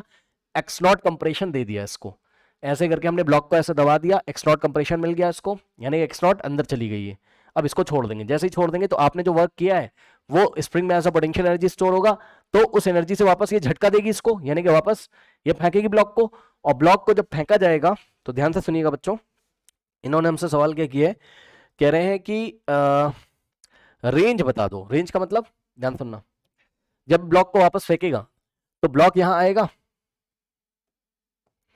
ये ब्लॉक यहां आएगा, और यहां ये ध्यान सुनो, यहां वे v वेलोसिटी से ऐसे जाएगा और ग्राउंड पे टकराएगा, यानी कि एक पैराबोलिक पाथ को मेंटेन करते हुए प्रोजेक्टाइल मोशन करेगा, कुछ इस तरीके से, ये v वेलोसिटी से फेंका जाएगा यहां पर, क्योंकि स्प्रिंग ने इसको झटका मारा होगा, तो ये यहां पर आके गिरेगा इस तरीके से। तो ये वाली रेंज आपको बतानी है, ये वाली रेंज आपको बतानी है रेंज। और ध्यान से सुन लीजिए, क्या ये हाइट आपको एच क्वेश्चन में देके रखा हुआ है, ठीक है ना। फिर से सुन लो सिनेरियो, क्या डॉटेड वाली लाइन थी x बराबर 0, यहाँ ये ब्लॉक रखा हुआ था, स्प्रिंग अपनी नेचुरल लेंथ पे थी, लेकिन क्या किया, इसको x नॉट कंप्रेस कर दिया, और कंप्रेस करने के बाद अब छोड़ेंगे, जब छोड़ेंगे तो ब्लॉक, भाई स्प्रिंग इसको बाहर झटका मारेगी इस तरीके से रिस्टोरिंग फोर्स से, है ना, स्प्रिंग बाहर आना चाहती, तो क्या हो जाएगा, आप बोल सकते हो कि आपने जो वर्क किया था वो इसमें ऐसा पोटेंशियल एनर्जी स्प्रिंग में स्टोर हो गया, उससे ये वापस से वर्क करेगी इस पे, तो ये ब्लॉक इधर आएगा। और जब ये ब्लॉक इधर आएगा इस तरीके से, ब्लॉक इससे बंधा नहीं हुआ है, ब्लॉक इससे बंधा नहीं है स्प्रिंग से, ठीक है ना, नहीं बंधा है, बस ऐसे कंप्रेस किया, तो अभी दोनों कांटेक्ट में इसलिए दिखा रहे हैं ऐसे। तो जब ये इसको बाहर फेंकेगा तो ये वी वेलोसिटी से ऐसे जाएगा, ब्लॉक उछलता हुआ यहाँ गिरेगा, तो ये वाली रेंज आपको निकाल के देनी है, ठीक है ना। अब देखिए इस प्रॉब्लम को हम किस तरीके से हैंडल करेंगे, करना कुछ नहीं है आपको। मान लो बच्चों ये वाला पॉइंट क्या था आपका, ये आपका पॉइंट बी है, जहां से ब्लॉक ऐसा उछल के नीचे आएगा, और ये वाला पॉइंट क्या है आपका, ए पॉइंट है, क्या है, ए पॉइंट है। तो बस ए पॉइंट से बी पॉइंट तक आप वर्क एनर्जी थ्योरम लगा दीजिए, ए पॉइंट से बी पॉइंट तक आप वर्क एनर्जी थ्योरम लगा दीजिए, ओके। सो अब ध्यान से चेक करो बच्चों, इस ब्लॉक पे कौन कौन से फोर्स है, या आप इतना देख लो बस कि जो पूरा सिस्टम आपको दिखाई पड़ा है, सिस्टम किसका है बताओ, ब्लॉक का और स्प्रिंग का। तो टोटल सिस्टम में कितने तरीके के फोर्स काम कर रहे हैं, बस आप ये देख लो, सभी तरीके के जो फोर्स काम कर रहे हैं उनके द्वारा किया गया वर्क निकाल लीजिए, बस क्या दिक्कत है, बहुत आसान है। देखो जरा, अगर आप इस ब्लॉक के बारे में सोचोगे, सो ब्लॉक पे नॉर्मल लगेगा ऊपर, और ब्लॉक का वेट कहां लगेगा बताइए, नीचे, सही है, ये हो गया। और सुनो, अब एक खास बात ध्यान से सुनोगे क्या, ध्यान से सुनिए खास बात, जब ये ब्लॉक हम बात कर रहे हैं कहां से कहां तक के मोशन के लिए, ए से बी तक के मोशन के लिए, इस बात का भी ध्यान रखिएगा। तो ब्लॉक जब ऐसे करके जाएगा तो डिस्प्लेसमेंट ऐसे हो रही होगी, चेक कर लेना भैया, डिस्प्लेसमेंट ऐसे हो रही होगी, तो नॉर्मल ऐसे, डिस्प्लेसमेंट ऐसे, तो ये नॉर्मल रहा होगा और डिस्प्लेसमेंट ऐसे, एंगल 90 हो गया, यानी कि work done by the normal कितना हो जाएगा, 0। वर्क डन बाय नॉर्मल भी एक तरीके का फोर्स है ना, मैंने आपको क्या बताया, सभी फोर्सेस के द्वारा किया गया वर्क निकाल लीजिए। सो work done by the normal कितना हो गया, 0। और इसी तरीके से जब ये ब्लॉक इधर जाएगा तो mg कहां लग रहा है, नीचे, और डिस्प्लेसमेंट इधर हो रहा है, यानी कि कुछ ऐसा होगा, डिस्प्लेसमेंट इधर और mg नीचे, फिर से एंगल कितना हो गया, 0, यानी कि work done by the gravitational force या work done by the gravity भी कितना हो जाएगा, 0। So work done by the gravity कितना हो गया बताइए, 0। क्या समस्या है, अब बताओ जरा, work done by spring force क्या होगा, ये वही वाला केस है जो कल की क्लास में पढ़ाया था, स्प्रिंग पहले से ही कंप्रेस है, और वर्क डन का साइन देख लेना भाई, स्प्रिंग पहले से ही कंप्रेस है, और कल की क्लास में पढ़ाया था जब स्प्रिंग पहले से ही कंप्रेस होती है, ये पहले से ही कंप्रेस है, जैसे ही छोड़ोगे तो भैया स्प्रिंग फोर्स बाहर ही तो लगेगा, और डिस्प्लेसमेंट भी तो बाहर ही हो रहा है, यानी कि फोर्स कौन सा वाला, स्प्रिंग फोर्स, थोड़ा ध्यान दोगे क्या, स्प्रिंग फोर्स भी ऐसे ही लगेगा और डिस्प्लेसमेंट भी ऐसे होगी, चेक कर लो, स्प्रिंग फोर्स भी इधर ही लगेगा और डिस्प्लेसमेंट भी इधर ही होगी, तो वर्क डन कैसा आएगा स्प्रिंग फोर्स के द्वारा, पॉजिटिव, ध्यान दोगे क्या इस बात को, yes sir. So work done by the spring force कितना हो जाएगा, ध्यान से चेक करिएगा, okay, and from A to B निकाल रहे हो ऑब्वियसली, ए से बी के लिए, पोजीशन ए से बी के लिए कितना हो जाएगा बताओ, क्योंकि स्प्रिंग फोर्स और डिस्प्लेसमेंट एक ही डायरेक्शन में, तो 1/2m 1/2m कितना डिस्प्लेसमेंट हुआ है, यहां से यहां आया है, तो x नॉट, भाई जितना कंप्रेशन हुआ था x नॉट उतना ही तो एलोंगेशन होगा, ठीक, क्योंकि हम कहां से कहां, वो अलग बात है कि अब वो सब हम सिंपल हार्मोनिक मोशन में पढ़ेंगे भाई, वो सब छोड़ो, कुछ बच्चे सोच रहे होंगे ना कि स्प्रिंग इनर्शिया के कारण इसको ओवर शूट कर जाएगी ऐसे करके, वो सब नहीं अभी, इसीलिए मैंने लिख दिया ए से बी तक के लिए, ओनली ए से बी तक के लिए, तो 1/2 प्लस का 1/2m, m नहीं, स्प्रिंग कांस्टेंट कितना दे के रखा है क्वेश्चन में, नहीं दे के रखा है, के मान लो, के दिया हुआ है, स्प्रिंग कांस्टेंट कितना आपका के, तो 1/2 प्लस का 1/2 के एक्स स्क्वायर, एक्स नहीं एक्स नॉट स्क्वायर, सही है, ये work done by the spring force आ गया। अब हमें कुछ नहीं करना है, वर्क एनर्जी थ्योरम लगा दीजिए, वर्क एनर्जी थ्योरम लगा दीजिए, कहां से कहां, यहां से ए से लेके बी तक के लिए, क्योंकि पता है आप पहले ये तो पता करो, मेरी बात ध्यान सुनो भाई, देखो आपको क्या निकालना है, रेंज निकालना है यहां से यहां तक का, ठीक, तो रेंज तो आप तब निकालोगे ना, ध्यान सुनो, रेंज का फॉर्मूला क्या होता है, रेंज जब यहाँ से यहाँ तक की निकालते हो तो भाई आपको ये पता होना चाहिए ना कितनी हॉरिजॉन्टल वेलोसिटी से यहाँ गया है। मतलब रेंज बराबर क्या निकालना होता है, v into time of flight, है ना। टी क्या है, टाइम ऑफ फ्लाइट, और v क्या है, ये हॉरिजॉन्टल वेलोसिटी है। तो इसीलिए हम v को पता करना चाहते हैं, उसी के लिए हम वर्क एनर्जी थ्योरम लगा रहे हैं ए से बी तक के लिए। और सुनो, v कैसे, टाइम ऑफ फ्लाइट कैसे निकालते हैं, जब एक छत से हॉरिजॉन्टल वेलोसिटी से फेंकता था टाइम ऑफ फ्लाइट कैसे निकालते थे, रूट ओवर 2h/g से। जिनको नहीं पता पीछे से आप कॉपी से रिवाइज कर सकते हो, मैंने आपको बता दिया। तो ये कितनी वेलोसिटी से यहाँ से फेंका जाएगा, ठीक, ये निकालने के लिए आप मतलब ये v, भाई v तो पहले निकालोगे ना, तभी तो आप रेंज निकालोगे ना v इंटू टी से, ठीक। और t बराबर रूट ओवर 2h/g होता है ये वाले केस में। ऐसे प्रोजेक्टाइल में आप अपनी कॉपी उठा के देख लीजिए पीछे, ठीक। तो हम क्या करेंगे यहाँ पर, इस v को पहले कैलकुलेट करो कितनी वेलोसिटी से फेंका जाएगा यहाँ पर, ओके नो। सो इसके लिए हमने क्या लगाया, work energy theorem. Work energy theorem क्या कहता है, सभी फोर्सेस, सभी वर्क का sum, work done by the normal plus work done by the gravity plus work done by the spring, यानी कि प्लस 1/2 के एक्स नॉट का स्क्वायर इज इक्वल्स टू, हाँ भाई, चेंज इन काइनेटिक एनर्जी, यानी कि K2 माइनस K1 या K final minus K initial, ठीक। नाउ अब ध्यान दीजिएगा जरा, ये लेफ्ट हैंड साइड तो क्या आ जाएगा, 1/2 के एक्स नॉट का square is equals to K final कितना है, देखो ये चला यहाँ से और गया यहाँ ए से भी, तो जब चला था तो इनिशियल काइनेटिक एनर्जी कितनी थी, 0, क्योंकि ये रेस्ट पे था ना, इनिशियली रेस्ट पे था, ठीक। तो इनिशियली रेस्ट पे था तो 1/2 mv² लगाओगे, वेलोसिटी इनिशियल 0 हो जाएगी, जिसकी वजह से इनिशियल काइनेटिक एनर्जी 0, और फाइनल ए से बी, ए इनिशियल पोजीशन है, बी फाइनल, जैसे ही बी पे आएगा तो वेलोसिटी कितनी है, वी, वही आपको निकालना है। तो के फाइनल कितना हो जाएगा, 1/2 mv², ठीक। अब आप चेक कर लो, 1/2 से 1/2 चला जाएगा और ये m आके इधर डिवाइड करेगा, सो v कितना आ जाएगा आपका, v का स्क्वायर कितना हो जाएगा, k/m, ओके, इनटू में एक्स नॉट स्क्वायर। अब यहां से स्क्वायर हटाओगे, स्क्वायर रूट लगाओगे, तो यहां से क्या हो जाएगा आपके पास, v is equals to root over k/m, और रूट लगेगा k/m पे, और एक्स नॉट का स्क्वायर रूट लोगे तो एक्स नॉट बचेगा बाहर स्क्वायर रूट के, ठीक। तो इतनी वेलोसिटी से फेंका जाएगा, इतनी हॉरिजॉन्टल वेलोसिटी से। बस अब रेंज निकाल लो, और range is equals to v into t. So v कितना आया तुम्हारा, root over k/m into x naught, ठीक। v की जगह root over k/m into x naught, और इंटू में टी कितना होता है, अभी दिखाया था time of flight, root over 2h/g। Root वाले सब एक साथ लिख सकते हो आप लाके, तो क्या हो जाएगा, root over 2h by mg into x naught, ठीक। So this is the range, correct, this is the range. आप इसको चाहो तो ऐसे भी लिख सकते हो, रेंज इज इक्वल्स टू, ये एक्स नॉट का मल्टीप्लीकेशन है तो इसको स्क्वायर रूट के बाहर इस तरीके से 2h/mg,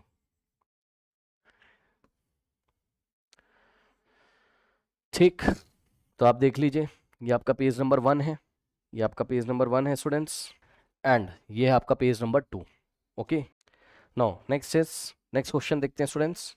now a block of mass m moving with speed u, और फ्रिक्शन कहीं पर नहीं ले रहे हैं, याद रखिएगा, फ्रिक्शन कहीं पर नहीं ले रहे हैं। A block of mass m moving with speed u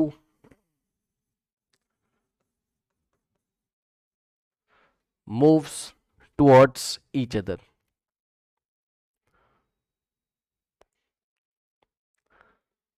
moves towards each other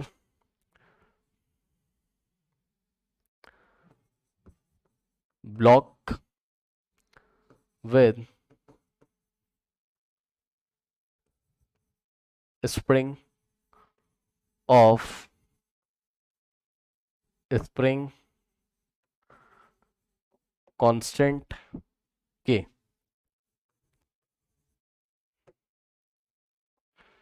find maximum compression, find maximum compression.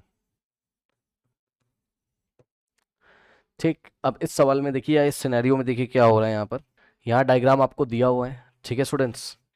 ये एक मास m है और ये एक और मास m है, मास m, और इसका भी मास कितना है, m है। और यहाँ से एक स्प्रिंग इस तरीके से लगी हुई है। ठीक, इसको थोड़ा पीछे कर देते हैं। ओके, नाउ अब ध्यान दीजिए स्टूडेंट्स क्या हो रहा है। देखिए ये वाला मास जो है ये u स्पीड से इसकी तरफ आ रहा है। ठीक, a block of mass m moving with speed u, ये मास m का ब्लॉक इस तरीके से आ रहा है towards each other. Each other का मतलब है इसकी तरफ ही आ रहा है। Block with spring of mass constant k, मतलब एक ब्लॉक के पास एक स्प्रिंग लगी हुई है, ये इसकी तरफ आ रहा है। ठीक, और इस स्प्रिंग का स्प्रिंग कांस्टेंट कितना है, k। जरा समझो क्या होगा। ये इसका स्प्रिंग कांस्टेंट कितना है, k। कह रहा find the maximum compression. Okay, अब ध्यान सुनो, ये आके इस पे इस तरीके से टक्कर करेगा। अब होगा क्या, समझो जरा। देखो पता है क्या होगा, सुनो। पहले तो स्प्रिंग कंप्रेस होगी, इसको सोचो आप, इसको सोचो आप। पता है ये वाला ब्लॉक तुरंत नहीं चलने लगेगा, पहले ये कंप्रेस होगी। जब ये मैक्सिमम कंप्रेस हो जाएगी तब दोनों v वेलोसिटी से चलेंगे। क्या आप सोच सकते हो? हाँ, मान लीजिए दो कार का एक्सीडेंट होता है। ओके, ये एक कार है, ठीक, ये खड़ी हुई है इस तरीके से, और यहां से दूसरी कार आ रही है। ये हैवी कार है, मान लो कोई इस तरीके से, थोड़ी बड़ी गाड़ी है, या ट्रक मान लीजिए आप इसको, अरे कुछ भी मान लो, कोई दिक्कत नहीं है, ठीक है ना। या एक उतनी ही बड़ी कार मान लो, कोई दिक्कत नहीं है, उससे फर्क नहीं पड़ता है। ध्यान सुनो, ये आगे जब इस पे टक्कर मारेगी तो पता है क्या होगा, पहले ये वाला पोर्शन में क्या होगा, यहाँ पे कंप्रेशन होगा पहले। मतलब जितना मैक्सिमम शॉक ये झेल सकता है उतना पहले ये झेलेगा, एब्जॉर्ब करेगा मैक्सिमम शॉक। मतलब जितना कंप्रेशन यहाँ हो सकता है हो जाएगा, फिर दोनों एक वेलोसिटी से चलेंगे। ठीक, ये आगे इसको ऐसे टक्कर करेगी, इसमें मैक्सिमम कंप्रेशन होगा, फिर दोनों एक वेलोसिटी से चलेंगे। मैक्सिमम कंप्रेशन जब हो जाएगा तब दोनों एक वेलोसिटी से चलेंगे। ठीक, तो इस बात का आप ध्यान रखते हुए, अच्छा सरफेस कैसा आपका, स्मूथ है, सरफेस कैसा आपका, स्मूथ है। ठीक, तो इसका थोड़ा सा डायग्राम बनाइए। नाउ अब ध्यान से चेक करिए, देखिए फिर क्या होगा, ये वाली कार क्या होगी, डीसेलरेट होगी थोड़ी देर। पहले तो एक साथ v स्पीड से दोनों चलेंगे, फिर ये डीसेलरेट होगी, और ये क्या होगा, एस्लेट, ये धीरे धीरे ये स्लो हो जाएगी, और वो एस्लेट होके उस डायरेक्शन में जाने लगेगा। अब देखिए स्टूडेंट्स, ये वाला ब्लॉक अपना यहीं पर, और इसने आके इसको टक्कर मारी, और ये मैक्सिमम कंप्रेशन सपोज इसमें हो चुका। बहुत अच्छा तो नहीं बन पा रहा है। दूसरा ब्लॉक ये रहा आपका, ठीक, समझ जाना भाई, वही है आपका ब्लॉक, छोटा बड़ा हो जाए इग्नोर कर देना। ये ऐसे, अब इस टाइम ये मैक्सिमम एक्सप्रेशन, इस टाइम क्या है इसमें, मैक्सिमम कंप्रेशन है, और जिस टाइम मैक्सिमम कंप्रेशन होगा उस टाइम दोनों ब्लॉक की स्पीड क्या होगी, सेम। इस बात का आपको ध्यान रखना है, दोनों ब्लॉक की स्पीड क्या होगी इस टाइम, सेम। मतलब ये भी v स्पीड से इधर जा रहा होगा, और ये भी v स्पीड से इधर जा रहा होगा। अगले पल क्या होगा, ये डिसेलरेट हो जाएगा और ये एस्लेट हो जाएगा। ठीक, लेकिन आपको ये वाला सिनेरियो देखना है, जब मैक्सिमम कंप्रेशन जिस टाइम हो चुका उस टाइम कितनी स्पीड से दोनों जा रहे हैं, माना v स्पीड से दोनों जा रहे हैं। सवाल क्या था, सवाल क्या था, पढ़िए, फाइंड द मैक्सिमम कंप्रेशन, यानी कि मैक्सिमम कंप्रेशन कितना हुआ ये आपको यहाँ पर निकालना है। ठीक, मैक्सिमम कंप्रेशन कितना हुआ ये आपको यहाँ पर निकालना है। Okay, correct. तो ध्यान से बच्चों चेक करो, at maximum compression, at maximum compression both the block will move with same speed, both the block will move with same speed v। माना कि जब मैक्सिमम कंप्रेशन जिस टाइम एग्जैक्टली हो गया होगा उस टाइम दोनों v स्पीड से चलते हैं। करेक्ट, उस टाइम दोनों एक ही कांस्टेंट स्पीड v स्पीड से चलते हैं। अगले पल क्या होगा, मैंने आपको बता दिया, लेफ्ट वाला डिसलेट हो जाएगा, वाला एस्लेट हो जाएगा, वो बात की बात है। ठीक, नाउ अब ध्यान दीजिए बच्चों, देखिए अगर आपको इसमें वर्क एनर्जी थ्योरम लगाना है तो आपको किसी तरीके से ये v पता करना होगा। क्या पता करना होगा, ये v पता करना होगा, v in terms of u। आपको क्या पता करना होगा, v इन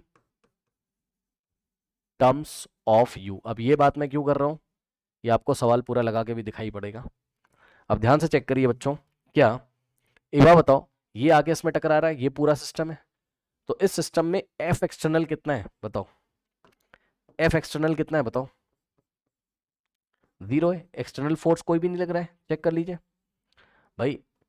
ये वाला ब्लॉक, इसमें बंधी हुई स्प्रिंग, और ये वाला ब्लॉक, इस पूरे को अगर हम एक सिस्टम, आइसोलेटेड सिस्टम सोच रहे हैं, तो एक्सटर्नल फोर्स तो कोई लगा नहीं, बाहर से आके किसी ने कोई भी धक्का नहीं मारा है इसमें, ठीक है, कोई भी यहाँ पर एयर रेजिस्टेंस नहीं है, कोई भी यहाँ फ्रिक्शनल फोर्स नहीं है, स्मूथ है, यानी कि एफ एक्सटर्नल कितना है 0। और याद है जब एक्सटर्नल फोर्स 0 होता था, याद है जब एक्सटर्नल फोर्स 0 होता था तो क्या लगता था, law of conservation of momentum, याद है, भूल चुके हो। एक्सटर्नल फोर्स अगर 0 है बच्चों तो क्या लगेगा, law of conservation of momentum. तो law of conservation of momentum क्या कहता था, इनिशियल मोमेंटम या total initial momentum is equal to total final momentum, यानी कि मोमेंटम आपका कंजर्व रहेगा।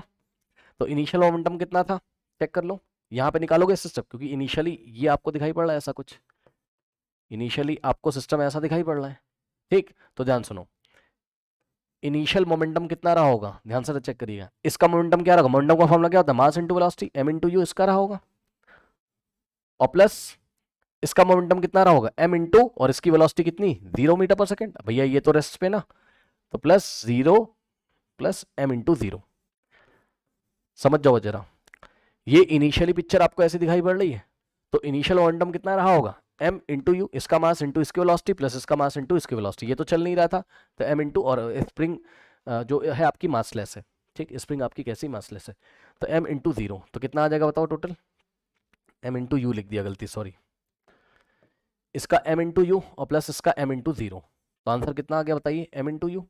तो ये इनिशियल मोमेंटम हो गया। अब फाइनल मोमेंटम यहां से देख के निकाल सकते हो, p final, final momentum total कितना होगा बताइए, ध्यान से चेक करिए, फाइनल मोमेंटम कितना होगा बताइए, इसका कितना है m इंटू वी, जब दोनों मतलब जब मैक्सिमम कंप्रेशन हो चुका है उस टाइम की बात कर रहे हैं, ठीक, तो m इंटू वी और प्लस m इंटू वी, यानी कि 2 टाइम्स m इंटू वी, ठीक भाई, इसका m इंटू वी, दोनों v वेलोसिटी से चल रहे हैं, सो m इंटू वी और plus m into v, total momentum कितना हो गया 2m इंटू वी, सही है, ओके।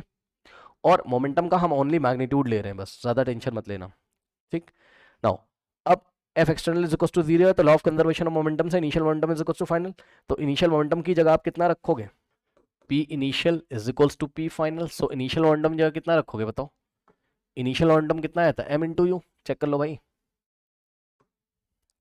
इनिशियल मोमेंटम कितना आया था m इंटू यू, और final momentum 2 into m b is equals to final momentum 2 into m b, सही है, m से m कट जाएगा और v की वैल्यू u के टर्म्स में आ गई, क्योंकि क्वेश्चन में दिया था ना, u तो गिवन है ना, u तो गिवन है और v को तुमने अज्यूम किया हुआ है, भाई u तो गिवन था ना क्वेश्चन में कि ये वाला मास u वेलोसिटी से आ रहा है, और v तुमने माना है कि भैया मैक्सिमम कंप्रेशन पे दोनों v वेलोसिटी से चल रहे होंगे, तो v की वैल्यू u के टर्म्स में निकालोगे तब जाके वर्क एनर्जी थ्योरम लगाओगे, ठीक। तो ये v की वैल्यू किसके टर्म्स में आ गई, u के टर्म्स में, ठीक है ना। अब नेक्स्ट देखिए बच्चों, अब हम लगाएंगे क्या, वर्क एनर्जी थ्योरम। और वर्क एनर्जी थ्योरम क्या कहता है, यहाँ से देखिए, अब देखो डायग्राम तो यहाँ, चलो कोई बात नहीं है तो है, इधर देखिए जरा, देखिए ये क्या है, स्प्रिंग का x इज इक्वल टू 0 है, और जब इसने इसको धक्का मारा तो मैक्सिमम कंप्रेशन कितना हो गया, अब ये यहाँ आ चुका है, अगर आप ध्यान से चेक करो, ठीक, तो ये कंप्रेशन कितना हो गया x naught, correct, okay. Now अब आप इसमें क्या लगा दो, work energy theorem, work total is equals to k final minus k initial. No, initial kinetic energy कितनी आ जाएगी, 1/2 m इंटू, हाँ भाई अब ध्यान दें, इनिशियल वेलोसिटी कितनी थी बताइए u, सो u का स्क्वायर, और फाइनल काइनेटिक एनर्जी कितनी आ जाएगी 1/2 m इंटू, ध्यान से चेक करिएगा, m into final kinetic energy कितनी आ जाएगी m इंटू, एक बात मैं आपको और बताता हूँ, कुछ लोग कंफ्यूज ना हो जाए भाई, सुनो, इनिशियल काइनेटिक एनर्जी में बस इसके पास काइनेटिक एनर्जी थी, इसके पास नहीं थी, इसकी काइनेटिक एनर्जी रेस्ट पे थी, मतलब ये रेस्ट पे था तो इसका u 0 था, जिसकी वजह से मतलब इसकी वेलोसिटी 0 थी, जिसकी वजह से इसके पास काइनेटिक एनर्जी नहीं थी। मतलब आप चाहो तो आप ऐसे भी लिख सकते हो, क्योंकि काइनेटिक एनर्जी की स्केलर क्वांटिटी है ना, तो दोनों ब्लॉक का तो ऐड करोगे ना, तो 1/2 mu स्क्वायर ये फर्स्ट ब्लॉक की वजह से थी, और सेकेंड ब्लॉक किस पे था, रेस्ट पे, तो उसकी काइनेटिक एनर्जी कितनी हो जाएगी 0, और काइनेटिक एनर्जी फाइनल, अब ध्यान दो फाइनल दोनों किससे चल रहे हैं, v वेलोसिटी से, तो 1/2 mv² इसका और प्लस 1/2 mv² इसका, दोनों का लोगे ना, ठीक। सो 1/2 mv² ये फर्स्ट ब्लॉक का और प्लस 1/2 mv² सेकेंड ब्लॉक का, तो कितना हो जाएगा 1/2 प्लस 1/2 1 टाइम्स mv² हो जाएगा, ये किसके लिए फर्स्ट ब्लॉक के लिए और ये किसके लिए सेकेंड ब्लॉक के लिए। और m इंटू वी की जगह कितना रखोगे बताओ, u/2, तो v का स्क्वायर है यानी कि u/2 का स्क्वायर हो जाएगा, तो कितना आ जाएगा m और u²/4, ये फाइनल काइनेटिक एनर्जी। अब सुनो, तो बस यहां लाके रख देंगे, k फाइनल कितना है बताओ, m u²/4 minus k initial कितना है, k इनिशियल कितना है 1/2 mu², यानी कि mu²/2 भी लिख सकते हो आप इसको, 1/2 mu² को क्या लिख सकते हो, mu²/2 भी लिख सकते हो, सही। एलसीएम एलसीएम लेके सॉल्व कर लेंगे वो अलग बात है, लेकिन टोटल वर्क कितना होगा, वर्क डन टोटल, अगर आप ध्यान से चेक करें बच्चों, सो यहाँ पर जो टोटल वर्क होगा वो केवल स्प्रिंग के द्वारा किया गया वर्क होगा, खुद सोचिए जरा, खुद सोचिए जरा, क्योंकि इस ब्लॉक के लिए भी ग्रेविटी नीचे नॉर्मल ऊपर, ठीक है, तो नॉर्मल ऊपर ग्रेविटी नीचे, डिस्प्लेसमेंट ऐसे हो रहा है ना, वैसे ये ब्लॉक बेचारा वैसे ही रेस्ट पे है, कुछ कर भी नहीं रहा है, कोई दिक्कत नहीं है, ठीक है, फिर भी इस ब्लॉक पे नॉर्मल द्वारा वर्क डन कितना होगा 0, क्योंकि डिस्प्लेसमेंट डायरेक्शन ये है ना भाई, ये ब्लॉक ऐसे मूव कर रहा है, वैसे तो इस बेचारे ने कुछ किया भी नहीं है, ध्यान सुन लो, जब तक ये यहां से यहां आ रहा है, मतलब ये ब्लॉक अपनी पोजीशन ए से कहां आ जा रहा है, इस पोजीशन बी पे है ना, तभी तो स्प्रिंग को इतना x0 कंप्रेस कर दे रहा है, ठीक। तो वैसे भी ये ब्लॉक बेचारा चुपचाप बैठा हुआ है, इसका वर्क डन में कुछ लेना देना नहीं है, फिर भी अगर आप सोचोगे तो डिस्प्लेसमेंट डायरेक्शन ये रही, नॉर्मल ये ग्रेविटी है, ठीक, तो इस ब्लॉक पे कोई वर्क डन नॉर्मल के द्वारा भी 0, ग्रेविटी के द्वारा भी 0, तो उसकी टेंशन आप मत लो, जो कर रहा है ये वाला ब्लॉक कर रहा है, क्योंकि ये चल के आ रहा है, तो ये जब चल के आ रहा है तो इसका नॉर्मल ऐसे और ग्रेविटी ऐसे, ध्यान सुनो, इसका नॉर्मल, अब मैं यहाँ नहीं दिखा रहा हूँ, आप समझ जाना, है ना, ये नॉर्मल है इसका, ठीक, और इसकी ग्रेविटेशनल फोर्स यानी कि mg नीचे, तो भैया डिस्प्लेसमेंट ऐसे हो रहा है, ये डिस्प्लेसमेंट है, तो आप समझ सकते हो ये डिस्प्लेसमेंट है, तो नॉर्मल और mg दोनों के द्वारा किया गया वर्क डन कितना हो जाएगा 0, तो वर्क डन केवल एक ही बचेगा और वो कौन सा होगा, कंजर्वेटिव फोर्स स्प्रिंग फोर्स के द्वारा किया गया वर्क डन। तो ध्यान सुनो, जैसे ही आगे इसको दबाएगा, ठीक, स्प्रिंग को x0 पोजीशन, स्प्रिंग को x = 0 से x0 ले जाएगा, तो बताओ स्प्रिंग किधर फोर्स लगा रही होगी, चेक कर लो, जब ये इसको दबा रहा होगा तो स्प्रिंग इधर फोर्स लगा रही होगी, ध्यान समझ लेना भाई, जब ये वाला ब्लॉक स्प्रिंग को दबा रहा होगा तो स्प्रिंग फोर्स कैसे लगेगा, ऐसे, Fs किधर, डिस्प्लेसमेंट इधर हो रहा है, देखो x0 इधर इधर कंप्रेस हो रही है और स्प्रिंग फोर्स ऐसे, तो वर्क डन कैसा आ जाएगा आपका, नेगेटिव आएगा, work done by the spring कैसा आएगा, नेगेटिव, स्प्रिंग फोर्स ऐसे और x0 ऐसे, ठीक। तो वर्क डन टोटल किसके कारण होगा, only by spring, only by spring, और वो वर्क डन का साइन कैसा हो जाएगा, नेगेटिव हो जाएगा, आप देख सकते हो, work done by spring is equals to -1/2 k x0 का स्क्वायर, जहां पर x0 क्या है, मैक्सिमम कंप्रेशन है, बस क्या दिक्कत है, सीधे फॉर्मूला क्यों लगा दिया, क्योंकि ये अपनी नेचुरल लेंथ x = 0 से x0 तक कंप्रेस हुआ है, स्प्रिंग फोर्स ऐसा, x0 ऐसा, डिस्प्लेसमेंट ऐसा, दोनों ऑपोजिट डायरेक्शन में, तो स्प्रिंग फोर्स के द्वारा किया गया वर्क डन कितना है, 0। आई थिंक आपको मेरी बात समझ में आई होगी, ठीक है स्टूडेंट्स, ये लास्ट प्रॉब्लम है, इसके बाद हम नेक्स्ट क्लास में करेंगे ना, तो यहाँ पर रख दीजिए -12 के x0 का स्क्वायर इज इक्वल्स टू, अब यहाँ देख लेना यार, यहाँ कितना आ जाएगा, एलसीएम आ जाएगा कितना 4, ऊपर mu² माइनस mu² और -2mu², नेक्स्ट स्टेप में क्या आ जाएगा, -12 के x0 square is equals two plus minus minus, so -mu² divided by 4, सही है। अब आप चेक कर लो, ये माइनस से माइनस जाएगा, 2 1 जा 2 2 जा, ठीक, और यहां से आ जाएगा आपके पास क्या, यहां से आ जाएगा आपके पास क्या, के x0 square is equals to, k x0 square is equals to, now mu²/2,